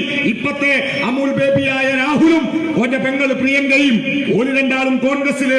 അപ്പുറത്ത് സഞ്ജയ് ഗാന്ധി കല്യാണം കഴിച്ചു മേനകയെ, പട്ടിപിടുത്തക്കാരി മേനക. അവർക്ക് കുട്ടിയുണ്ടായി വരും. ഈ 2 പേരും ഇന്ന് RSSന്റെ BJPന്റെ MP-മാരാ. ഈ കോൺഗ്രസിന് ഓല് എന്തൊക്കെ പറഞ്ഞാലും, കോൺഗ്രസ് എന്ന് പറഞ്ഞാൽ ഓല് എളാപ്പ മൂത്താപ്പാരാ. ഓലങ്ങട്ടും കെട്ടും നാളെ ഒന്നാവും. നിങ്ങളും ഞാനും വടിയാവും. അങ്ങനെ വടിയാവാതിരിക്കണമെങ്കിൽ ഈ നാടിനകത്ത് നിവർന്നു നിൽക്കാൻ നമുക്ക് വേണ്ടി ഇടതുപക്ഷമുണ്ടാവണം. 1920 രൂപീകരിക്കപ്പെട്ട കമ്മ്യൂണിസ്റ്റ് പാർട്ടി ഇന്ത്യയുടെ മണ്ണിലേക്ക് പെഷവാറിന്റെ താഷ്കന്റിന്റെ മണ്ണിൽ നിന്ന് വന്നപ്പോ, ഈ താഷ്കന്റിൽ രൂപീകരിക്കപ്പെട്ട കമ്മ്യൂണിസ്റ്റ് പാർട്ടി ഇന്ത്യയിലേക്ക് വന്നപ്പോ പെഷവാറിൽ വെച്ച് അറസ്റ്റ് ചെയ്യപ്പെട്ടു. നീരറ്റ് ഗൂഢാലോചന പേരിൽ അറസ്റ്റ് ചെയ്യപ്പെട്ടു. ഇന്ത്യയിൽ ഏറ്റവും കൂടുതൽ കാലം നിരോധിക്കപ്പെട്ട ബ്രിട്ടീഷ് ഇന്ത്യയിലെ രാഷ്ട്രീയ പ്രസ്ഥാനം കമ്മ്യൂണിസ്റ്റ് പാർട്ടിയാ. ഇന്ത്യക്ക് സ്വാതന്ത്ര്യം കിട്ടിയത് 947 ഓഗസ്റ്റ് 15. ഇന്ത്യ സ്വതന്ത്രമായ 947 ഓഗസ്റ്റ് 15 അന്ന് തമിഴ്നാട്ടിലെ വെല്ലൂർ സെൻട്രൽ ജയിലിനകത്ത് ഒരാളുണ്ടായിരുന്നു, ഒരു ദേശാഭിമാനി. ഈ രാജ്യത്തിനു വേണ്ടി സ്വാതന്ത്ര്യ സമരം നടത്തിയ ഇന്ത്യയിലെ സ്വാതന്ത്ര്യ സമരങ്ങളുടെ നായകൻ, സഖാവ്, പാവങ്ങളുടെ പടത്തലവൻ AKG. സ്വാതന്ത്ര്യത്തിന്റെ ആ രാത്രിയുണ്ടല്ലോ, ആ അർദ്ധരാത്രിയിലും ബ്രിട്ടീഷുകാരന്റെ ജയിലിലായിരുന്നു. ഇത് കമ്മ്യൂണിസ്റ്റുകാരന്റെ ചരിത്രം. ഈ ഇടതുപക്ഷം ഈ നാടിനകത്ത് വളർന്നു വന്നാൽ RSS അജണ്ട നടപ്പിലാക്കാനാവില്ല, വലതുപക്ഷ അജണ്ട നടപ്പിലാക്കാനാവില്ല. അതുകൊണ്ട് ഇടതുപക്ഷത്തെ തോൽപ്പിക്കണം, പിണറായിയെ താഴെ ഇറക്കണം. കാരണം പിണറായി വിജയൻ എന്ന മനുഷ്യൻ communist party of India Marxist, ഇന്ത്യയിലെ പാവങ്ങളുടെ അഭിമാനത്തിന്റെ പ്രതീകമായ ചെമ്പതാകയുടെ പൊളിപ്പൂർവ്വ അംഗമാണ് സഖാവ് പിണറായി. ആ പിണറായി വിജയനെ മാറ്റിയാൽ, ഇടതുപക്ഷത്തെ താഴെ ഇറക്കിയാൽ ഇവിടേക്ക് കോൺഗ്രസ് വരും. കോൺഗ്രസിന് വളരെ എളുപ്പത്തിൽ BJP ആയി മാറാം, കേരളത്തെ വിഴുങ്ങാം. കേരളം കൂടി ഇല്ലാതായാൽ സംസ്ഥാനങ്ങളെ ഇല്ലാതാക്കിക്കൊണ്ട് 2025 ഇന്ത്യയുടെ ഫെഡറൽ സ്വഭാവം ഇല്ലാതാക്കിക്കൊണ്ട് ഇന്ത്യയെ ഒരു കേന്ദ്ര സർക്കാർ മാത്രമുള്ള ഹിന്ദു രാഷ്ട്രമായി പ്രഖ്യാപിക്കാനാവും. അപ്പൊ വിചാരിക്കും ഹിന്ദുക്കളൊക്കെ രക്ഷപ്പെടുന്നു. ഹിന്ദു രാഷ്ട്രമായി പ്രഖ്യാപിച്ചാൽ ഹിന്ദു രക്ഷപ്പെടുന്നു. RSSന്റെ ചരിത്രം നോക്കൂ പ്രിയപ്പെട്ട ഹൈന്ദവ സഹോദര. RSS രൂപീകരിക്കപ്പെട്ടത് ഈ നാടിനകത്ത് ദളിതരെ ആക്രമിക്കാനാ. ഇന്ത്യയിൽ ഭരണഘടനാ ശില്പിയായ അംബേദ്കറുടെ ജാതി മഹർ എന്ന പട്ടികജാതി വിഭാഗമാണ്. നാഗ്പൂരിൽ പട്ടികജാതി വിഭാഗക്കാർ വിദ്യാഭ്യാസം നേടുകയും പൊതുകിണറ്റിൽ നിന്ന് വെള്ളം കുടിക്കാൻ വരികയും ചെയ്തപ്പോ അവരെ തല്ലിയോടിക്കാൻ വേണ്ടി സവർണരായ ചിത്പാവൻ ബ്രാഹ്മണർ, എല്ലാ ബ്രാഹ്മണരുമല്ല, ചിത്പാവൻ ബ്രാഹ്മണന്മാർ ആവിഷ്കരിച്ച സംഘടനയാണ് RSS. RSSന്റെ കയ്യിലെ കുറുവടി കൊണ്ട് ആദ്യമായി അടികൊണ്ടത് പട്ടികജാതിക്കാരനാണ്, അംബേദ്കറുടെ ജാതിയായ മഹറുകൾക്കാണ്. RSSന്റെ നേതാക്കന്മാർ ഗോൾവാൾക്കർ, നമ്മുടെ രാഷ്ട്രപിതാവിനെ കൊന്നുതള്ളിയ ഗോഡ്സെ, അതിന്റെ സ്ഥാപക നേതാവായ doctor Hedgewar, BS Moonje, VD Savarkar, എല്ലാ ആളുകളും ചിത്പാവൻ ബ്രാഹ്മണന്മാരാണ്. ഇവിടെ അവർ കൊണ്ടുവരുന്നത് ഹിന്ദുവിനെല്ലാവർക്കും സമാധാനത്തോടെ കഴിയാവുന്ന ഭൂമിയല്ല, പൗരത്വ ഭേദഗതി നിയമത്തോടെ ഈ നാട്ടിലെ മുസ്ലിങ്ങളെയും ക്രൈസ്തവരെയും ആട്ടിയോടിച്ചാൽ, കമ്മ്യൂണിസ്റ്റുകാരെ ഇല്ലാതാക്കിയാൽ പിന്നെ എല്ലാ ഹിന്ദുവിനും സമാധാനം ഉണ്ടാവില്ല. പിന്നീട് വരാൻ പോകുന്നത് പഴയ ജന്മിത്വത്തെയാണ്, പഴയ സാമ്രാജ്യത്വ, പഴയ തരത്തിലുള്ള ഫ്യൂഡൽ വ്യവസ്ഥയാണ്. അതുകൊണ്ട് പ്രിയപ്പെട്ടവരെ, നമുക്ക് കരുതലുണ്ടാവണം.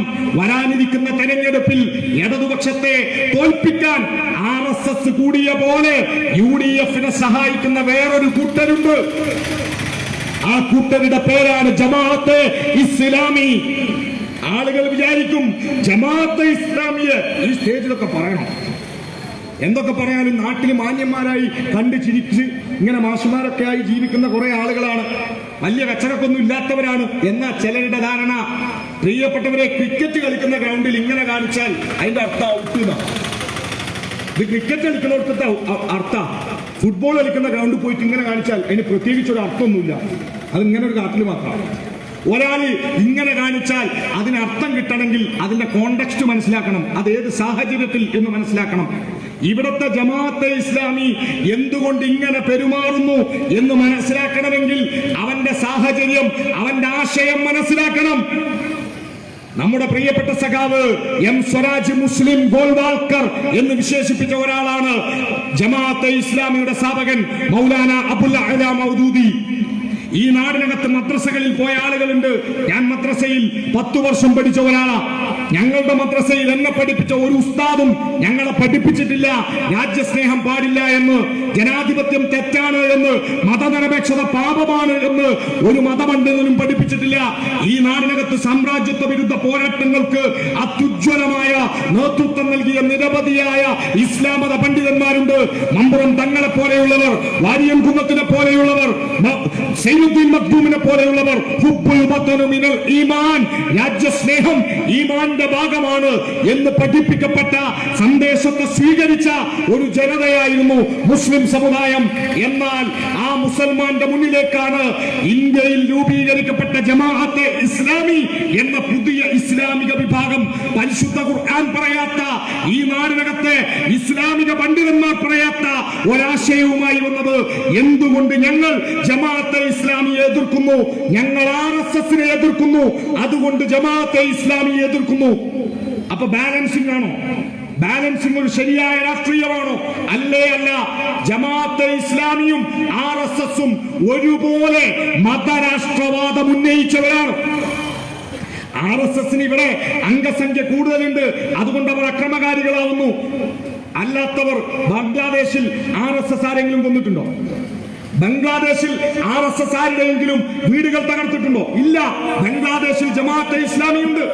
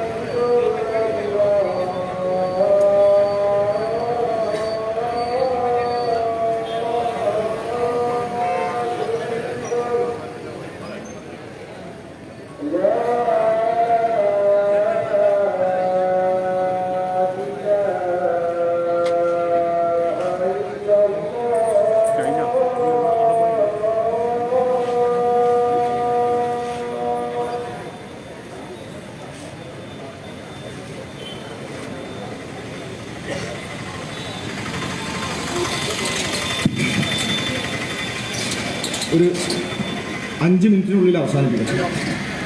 ഞാൻ പറഞ്ഞു വന്നത് ജമാഅത്തെ ഇസ്ലാമിയെ കുറിച്ച്. ജമാഅത്തെ ഇസ്ലാമി ബംഗ്ലാദേശിനെ മതേതര രാജ്യമാക്കിയ കാലത്ത് 1971 രൂപീകരിക്കപ്പെട്ട ബംഗ്ലാദേശ് ഒരു മതേതര രാജ്യമായി എന്ന് പ്രഖ്യാപിച്ചപ്പോൾ അതിനെതിരെ കലാപം നടത്തിയവരാ ബംഗ്ലാദേശിൽ. ആ ജമാഅത്തെ ഇസ്ലാമി ഹിന്ദ് ഈ ഇന്ത്യയിലുണ്ട്. എന്താണ് ജമാഅത്തിന്റെ ആശയം? ഞാൻ നേരത്തെ പറഞ്ഞു, നിങ്ങൾ ഒരു RSSകാരനെ മനസ്സിലാക്കേണ്ടത് ഓനിട്ട കുപ്പായത്തിന്റെ നിറം നോക്കിയിട്ടോ. ഒരു RSSകാരനെ തിരിച്ചറിയേണ്ടത് അവര് നിങ്ങളോടെങ്ങനെ നന്നായി പെരുമാറുന്നു എന്ന് മനസ്സിലാക്കിയിട്ട അല്ല. ഗാന്ധിയെ കൊന്നതാരാണ് എന്ന ചോദ്യത്തിന്റെ ഉത്തരം ഗോഡ്സെ എന്നല്ല. ഗോഡ്സെ ഗാന്ധിയെ കൊന്ന തോക്കിന്റെ പേരാണ്, ഗാന്ധിയെ കൊന്ന ഉപകരണത്തിന്റെ പേരാണ്, ഗാന്ധിയെ കൊന്ന തലച്ചോറിന്റെ പേര് RSS എന്നാണ്. അതുപോലെ ഈ നാടിനകത്ത് RSSകാരന്റെ ഹിന്ദു രാഷ്ട്രം പോലെ മതരാഷ്ട്രവാദം പറയുന്നവന്റെ പേരാണ് ജമാഅത്ത്. അതുകൊണ്ട് ഞങ്ങൾ അവരെ എതിർക്കുന്നു. ഇതിന് തെളിവ് വേണോ? മുസ്ലിം ലീഗുകാരാ, നിങ്ങളെ വിഴുങ്ങുന്ന ജമാഅത്തുകാരനെ കുറിച്ച് നിങ്ങൾക്ക് തെളിവ് വേണോ? എങ്കിൽ എഴുതി വെച്ചോ. പുസ്തകത്തിന്റെ പേര് ദേശീയത്വം, മതേതരത്വം, ജനാധിപത്യം, ഒരു താത്വിക വിശകലനം. ദേശീയത്വം, മതേതരത്വം, ജനാധിപത്യം, ഒരു താത്വിക വിശകലനം. പുസ്തകം എഴുതിയത് മൗലാന അബുൽ അഅ്ല മൗദൂദി, ജമാഅത്തെ ഇസ്ലാമിയുടെ സ്ഥാപകൻ. പുസ്തകം മലയാളത്തിൽ പ്രസിദ്ധീകരിച്ചത് IPH ഇസ്ലാമിക് പബ്ലിഷിംഗ് ഹൗസ്, ജമാഅത്തെ ഇസ്ലാമിയുടെ പ്രസിദ്ധീകരണ വിഭാഗം. വെറും 32 പേജ് മാത്രമുള്ള ഈ പുസ്തകത്തിന്റെ പേജ് നമ്പർ 24 ഈ നാടിന്റെ മുന്നിൽ ഒന്ന് വായിക്കാൻ ജമാഅത്തെ നിങ്ങൾ തയ്യാറാകുമോ? എന്റെ ശബ്ദം കേൾക്കുന്ന പ്രിയപ്പെട്ടവരോട് ഞാൻ വീണ്ടും ഓർമ്മിപ്പിക്കുകയാണ്. നിങ്ങൾ പഠിച്ച മദ്രസയിൽ നമ്മൾ കേട്ട പള്ളിയിലെ വെള്ളിയാഴ്ച കുത്തുബകളിൽ നമ്മൾ വായിച്ച ഏതെങ്കിലും ഒരു മതഗ്രന്ഥത്തിൽ നമ്മളോട് ഏതെങ്കിലും ഒരു ഇസ്ലാമിക സൂഫി വര്യൻ, ഏതെങ്കിലും ഒരു മതപണ്ഡിതൻ പഠിപ്പിച്ചിട്ടുണ്ടോ ജനാധിപത്യം ശിർക്കാണെന്ന്? നിങ്ങൾ പറ. നിങ്ങൾ വായിച്ച ഏതെങ്കിലും ഒരു മതഗ്രന്ഥത്തിലുണ്ടോ ജനാധിപത്യം ശിർക്കാണെന്ന്? നിങ്ങൾ വായിച്ച ഏതെങ്കിലും ഒരു മതഗ്രന്ഥം പറഞ്ഞോ മതേതരത്വം പാടില്ല എന്ന്?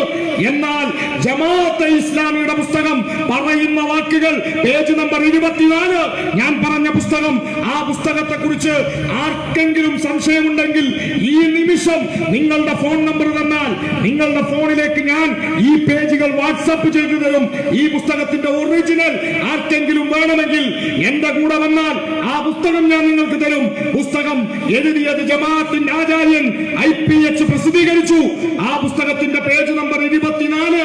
മുസൽമാന്മാരെ, നിങ്ങളോട് ഞാനിതാ തറപ്പിച്ചു പറയുന്നു, ജമാഅത്തിന്റെ ആചാര്യന്റെ വാക്കുകൾ ഇൻവെർട്ടർ കോമ.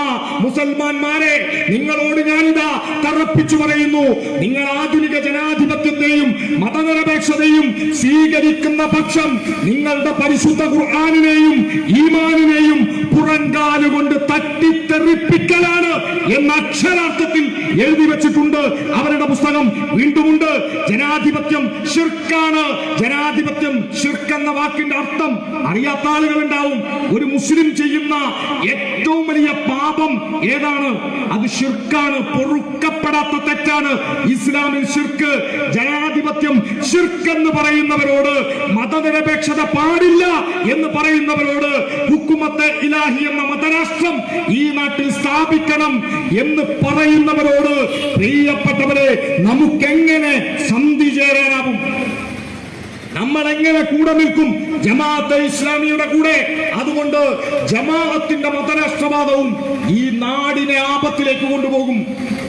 ജമാഅത്തുകാരനും RSSകാരനും SDPIക്കാരനും ഒരുപോലെ കോൺഗ്രസിന്റെ കൂടെ നിൽക്കുമ്പോ, മുസ്ലിം ലീഗിന്റെ കൂടെ നിൽക്കുമ്പോ, ഇടതുപക്ഷത്തെ തോൽപ്പിക്കാൻ സകല വർഗീയവാദികളും ഒരുമിച്ച് ചേരുമ്പോ അതിനെതിരായി ഉണർന്നു നിൽക്കാൻ, സജീവമായി പ്രവർത്തിക്കാൻ, പ്രിയപ്പെട്ട സഖാക്കളെ, നാട്ടുകാരെ, നിങ്ങൾക്കും എനിക്കും ഉത്തരവാദിത്തമുണ്ട്. ഞാൻ അവസാനിപ്പിക്കുന്നു. ഇന്ന് ഈ പരിപാടി കഴിഞ്ഞു പോയാൽ പഞ്ചായത്തിന്റെ ഭരണം കിട്ടി, പ്രസിഡന്റ് നമ്മളതേതാണ്. അതുകൊണ്ട് നിയമസഭാ തെരഞ്ഞെടുപ്പിൽ നമ്മൾ ഈസി ആയിട്ട് നമ്മുടെ പ്രിയപ്പെട്ട സഖാവ് ആന്റണി ജോൺ MLA ഈ നാടിനെ പിടിച്ചെടുത്ത ഇവിടുത്തെ ഡിവൈഎഫ്ഐയുടെ സെക്രട്ടറി കൂടിയായിരുന്നു. ചെറുപ്പക്കാരനായ സഖാവ് ആന്റണി ജോൺ ഇനി ഇവിടെ ഈസി ആയിട്ട് അങ്ങ് ജയിച്ചു വരും എന്ന് കരുതിയാൽ, ഇടതുപക്ഷത്തിന്റെ ഭരണം നമ്മൾ ഒരുപാട് നല്ല കാര്യങ്ങൾ ചെയ്തു, അതുകൊണ്ട് ജനങ്ങൾ അങ്ങ് ജയിപ്പിക്കും എന്ന് കരുതി നിങ്ങളും ഞാനും നിഷ്ക്രിയരായാൽ ഇവിടുത്തെ ജമാഅത്ത്, RSS, BJP, കോൺഗ്രസ്, SDPI, സകല വൃത്തികേടിന്റെയും കൂട്ടായ്മകൾ, മാധ്യമങ്ങളുടെ ഈ കോർപ്പറേറ്റ് ഫണ്ടിംഗ്, അവർ നമ്മളെ പരാജയപ്പെടുത്തുന്നത് നേരിട്ടുള്ള യുദ്ധത്തിലൂടെ ആവില്ല, പിറകിൽ നിന്ന് കുത്തിയിട്ടാവും. പഞ്ചായത്ത് ഇലക്ഷനിൽ പല സ്ഥലങ്ങളിൽ ഇടതുപക്ഷത്തിന്റെ മെമ്പർമാർ തോറ്റിട്ടുണ്ട്. ആ തോറ്റ സ്ഥലങ്ങളിൽ BJPയുടെ വോട്ടൊന്ന് പരിശോധിക്കണം. BJPയുടെ മെമ്പർമാർ ജയിച്ച സ്ഥലങ്ങളിൽ UDFന്റെ വോട്ടൊന്ന് പരിശോധിക്കണം. കേരളം മുഴുവൻ BJPയും UDFും പഞ്ചായത്ത് ഇലക്ഷനിൽ കാണിച്ചത് നിയമസഭയിൽ കാണിക്കും.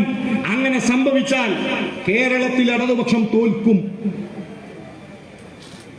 ജയിച്ചിട്ട് ആഹ്ലാദം നടത്തിയ ആളുകൾ ആഹ്ലാദ പ്രകടനത്തോടെ രാഷ്ട്രീയ പ്രവർത്തനം നിർത്തിയാൽ തെരഞ്ഞെടുപ്പിൽ ഇടതുപക്ഷം തോൽക്കും. കാരണം ഇടതുപക്ഷം തോൽക്കുക നേരിട്ടുള്ള യുദ്ധത്തിലല്ല, പിറകിൽ നിന്ന് കുത്തുമ്പോഴാണ്. പിറകിൽ നിന്നുള്ള കുത്ത് വരും എന്ന് നമുക്ക് ഉറപ്പുണ്ടെങ്കിൽ അങ്ങനെ പോകാൻ സാധ്യതയുള്ള വോട്ടുകളെ മുൻകൂട്ടി കണ്ടുകൊണ്ട് അതിനെ മറികടക്കാൻ ആവശ്യമായ മതേതര വോട്ടുകളെ ഒരുമിപ്പിക്കാൻ പ്രിയപ്പെട്ട ഡിവൈഎഫ്ഐയുടെ മേഖലാ കമ്മിറ്റിയുടെ സെക്രട്ടറിക്ക്, പ്രസിഡന്റിന്, ഇവിടുത്തെ യൂണിറ്റ് കമ്മിറ്റിയിലെ അംഗങ്ങൾക്ക് ഉത്തരവാദിത്തമുണ്ട്. നിങ്ങളുടെ യൂണിറ്റിൽ ഡിവൈഎഫ്ഐയുടെ പ്രവർത്തനം കൂടുതൽ സജീവമാകണം. നിങ്ങളുടെ നാട്ടിൽ ബാലസംഘത്തിന്റെ പ്രവർത്തനം സജീവമാകണം. നിങ്ങളുടെ പ്രദേശത്ത് SFIക്കാർ അവരുടെ ഉത്തരവാദിത്തം നിറവേറ്റണം. പാർട്ടി സംവിധാനം, CITU, നമ്മുടെ മഹിളാ അസോസിയേഷൻ, എല്ലാ തരത്തിലുള്ള വർഗ ബഹുജന സംഘടനകളും വരാനിരിക്കുന്ന തെരഞ്ഞെടുപ്പിന് വേണ്ടി അവനവനെ കൊണ്ട് കഴിയുന്നതെല്ലാം ഈ നിമിഷം മുതൽ നടത്തിക്കൊണ്ട് ഇവിടുത്തെ മുഴുവൻ മതേതരവാദികളും ഒരുമിച്ച് ചേർന്നുകൊണ്ട് ഒരു വലിയ ഐക്യമുന്നണി, മതേതരത്വത്തിന്റെ ഐക്യമുന്നണി ഇടതുപക്ഷത്തിന്റെ കൂടെ നിൽക്കണം. ആ ഇടതുപക്ഷം വിജയിച്ചു വരേണ്ടത് ഈ കാലഘട്ടത്തിന്റെ ആവശ്യമാണ്. അത് എന്തിനു വേണ്ടി എന്ന് നമ്മെ ഓർമ്മിപ്പിച്ചത് മലയാളത്തിന്റെ പ്രിയപ്പെട്ട കവി ONV ആണ്. ONVയുടെ ഒരു കവിതയിലെ വാക്കിങ്ങനെ: ഇന്നിനി നമ്മളിൽ ഒരാളിന്റെ നിദ്രക്ക് മറ്റൊരാൾ, ഇന്നിനി നമ്മളിൽ ഒരാളിന്റെ നിദ്രക്ക് മറ്റൊരാൾ കണ്ണിമ ചിമ്മാതെ കാവൽ നിന്നിടണം. ഇനി നീ ഉറങ്ങിയിടുക, ഞാൻ ഉണർന്നിരിക്കാം. ഇനി നീ ഉറങ്ങിയിടുക, ഞാൻ ഉണർന്നിരിക്കാം. മലയാളത്തിന്റെ പ്രിയപ്പെട്ട കവി ഓർമ്മിപ്പിച്ച വാക്കുകൾ.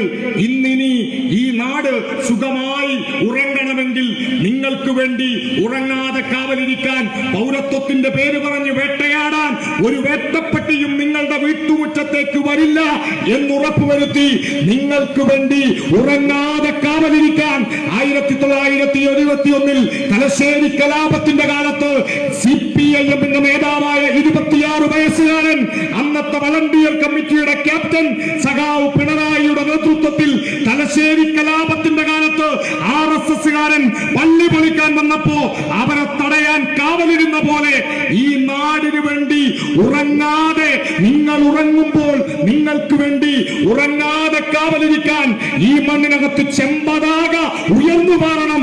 ആ ചെങ്കൊടി ചുവന്നു പോയത്, ആ ചെമ്പതാകക്ക് ചുവപ്പ് നിറമുണ്ടായത് പുന്നപ്രയിൽ, വയനാറിൽ, കാവുമ്പായിൽ, കരുവള്ളൂരിൽ, കൂത്തുപറമ്പിന്റെ തെരുവോരങ്ങളിൽ ഇടവഞ്ചിലേക്ക് വെടിയുണ്ട ഏറ്റുവാങ്ങി രക്തസാക്ഷിയായ ഞങ്ങളുടെ പ്രിയപ്പെട്ട സഖാക്കൾ അവരുടെ നെഞ്ചിലെ ചോര കൊണ്ട്, കണ്ണിലെ കിനാവ് കൊണ്ട്, ഞങ്ങളുടെ പ്രിയപ്പെട്ട ഔഫിന്റെ നെഞ്ചിലെ ചോര കൊണ്ട് ചുകപ്പിച്ച ആ ചെമ്പതാകയെ ചൂണ്ടി ഞങ്ങളെ തകർക്കാൻ, ഞങ്ങളെ കൊന്നു തീർക്കാൻ, ഇടതുപക്ഷത്തെ, ഈ കേരളത്തെ പരാജയപ്പെടുത്താൻ RSSനെയും ഇസ്ലാമിക വർഗീയവാദികളെയും കൂട്ടുപിടിക്കുന്നവരുടെ മുന്നിൽ ഈ പതാകയെ ചൂണ്ടി ഇടതുപക്ഷം ഇങ്ങനെ പാടും: ഇല്ലില്ല, എല്ലാ വെളിച്ചവും കെട്ടുപോവില്ല. ഇല്ലില്ല, എല്ലാ വെളിച്ചവും കെട്ടുപോവില്ല. ഈ മർത്യധീരത തൻ പതാക താഴും വരെ ഇല്ലില്ല, എല്ലാ വെളിച്ചവും കെട്ടുപോവില്ല.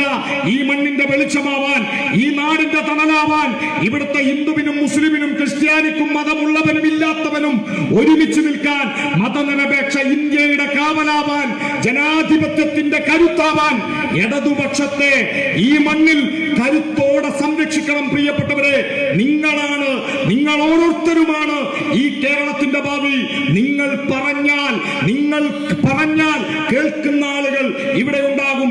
അതുകൊണ്ട് വരാനിരിക്കുന്നത് നാളെയാണ് നിയമസഭാ തെരഞ്ഞെടുപ്പെങ്കിൽ ആ തെരഞ്ഞെടുപ്പിൽ വോട്ട് ചെയ്യാൻ നിങ്ങളുടെ പ്രദേശത്തെ ഇടതുപക്ഷ ജനാധിപത്യ മുന്നണിയുടെ പ്രവർത്തകർ, ഇടതുപക്ഷത്തിന് വോട്ട് ചെയ്യുന്നവർ നിങ്ങളുടെ പോളിംഗ് ബൂത്തിൽ പോയി നിയമസഭാ തെരഞ്ഞെടുപ്പിന്റെ ദിവസം വോട്ട് ചെയ്തു എന്ന് ഉറപ്പുവരുത്തി വോട്ടർ പട്ടിക, വോട്ടിംഗ് മെഷീൻ നിങ്ങളുടെ ഈ പോളിംഗ് ബൂത്തിൽ നിന്ന് കൊണ്ടുപോകുന്ന നിമിഷം വരെ പ്രിയപ്പെട്ടവരെ, നമ്മൾ നമ്മുടെ സംഘടനാ പ്രവർത്തനം അവസാനിപ്പിക്കരുത്. ഇത് ആഘോഷത്തിന്റെ സമയമല്ല. ആഘോഷങ്ങൾ ഇനി വരാനിരിക്കുന്ന സമയത്തും തുടരുക. നിങ്ങൾ ഈ നിമിഷം മുതൽ കൂടുതൽ ജാഗ്രതയോടെ, കൂടുതൽ കരുത്തോടെ ഇടതുപക്ഷത്തിന്റെ പ്രവർത്തനം ഏറ്റെടുത്ത് മുന്നോട്ട് പോവുക. നമ്മുടെ ഈ പ്രദേശത്ത് ഇടതുപക്ഷ ജനാധിപത്യ മുന്നണിക്ക് വിജയം ഉറപ്പുവരുത്താൻ കേരളത്തിൽ ഇടതുപക്ഷത്തിന്റെ ഭരണ തുടർച്ചയ്ക്ക് വേണ്ടി നിങ്ങൾ ഓരോരുത്തരും കൂടുതൽ ജാഗ്രതയോടെ പ്രവർത്തിക്കണമെന്നും പല രാഷ്ട്രീയത്തിൽപ്പെട്ടവർ, പല മതത്തിൽപ്പെട്ടവർ, പല വിഭാഗത്തിൽപ്പെട്ടവർ ഇടതുപക്ഷത്തിന്റെ കൂടെ നിൽക്കണമെന്നും സ്നേഹത്തോടെ അഭ്യർത്ഥിച്ചുകൊണ്ട് അപ്പുറത്തെവിടെയെങ്കിലും നിന്ന് എന്നെ കേട്ട പ്രിയപ്പെട്ട യൂത്ത് ലീഗിന്റെ സുഹൃത്തെ, പ്രിയപ്പെട്ട കോൺഗ്രസിന്റെ സുഹൃത്തെ, ഇന്നല്ലെങ്കിൽ നാളെ നിങ്ങൾ പിടിച്ച പച്ചപ്പതാകെ, നെറികേടിന്റെ പച്ചയെ പുറങ്കാലുകൊണ്ട് തട്ടിത്തെറിപ്പിച്ച് ചെമ്പതാക പിടിക്കാൻ നിങ്ങൾ വരുന്ന കാലം വിദൂരമല്ല.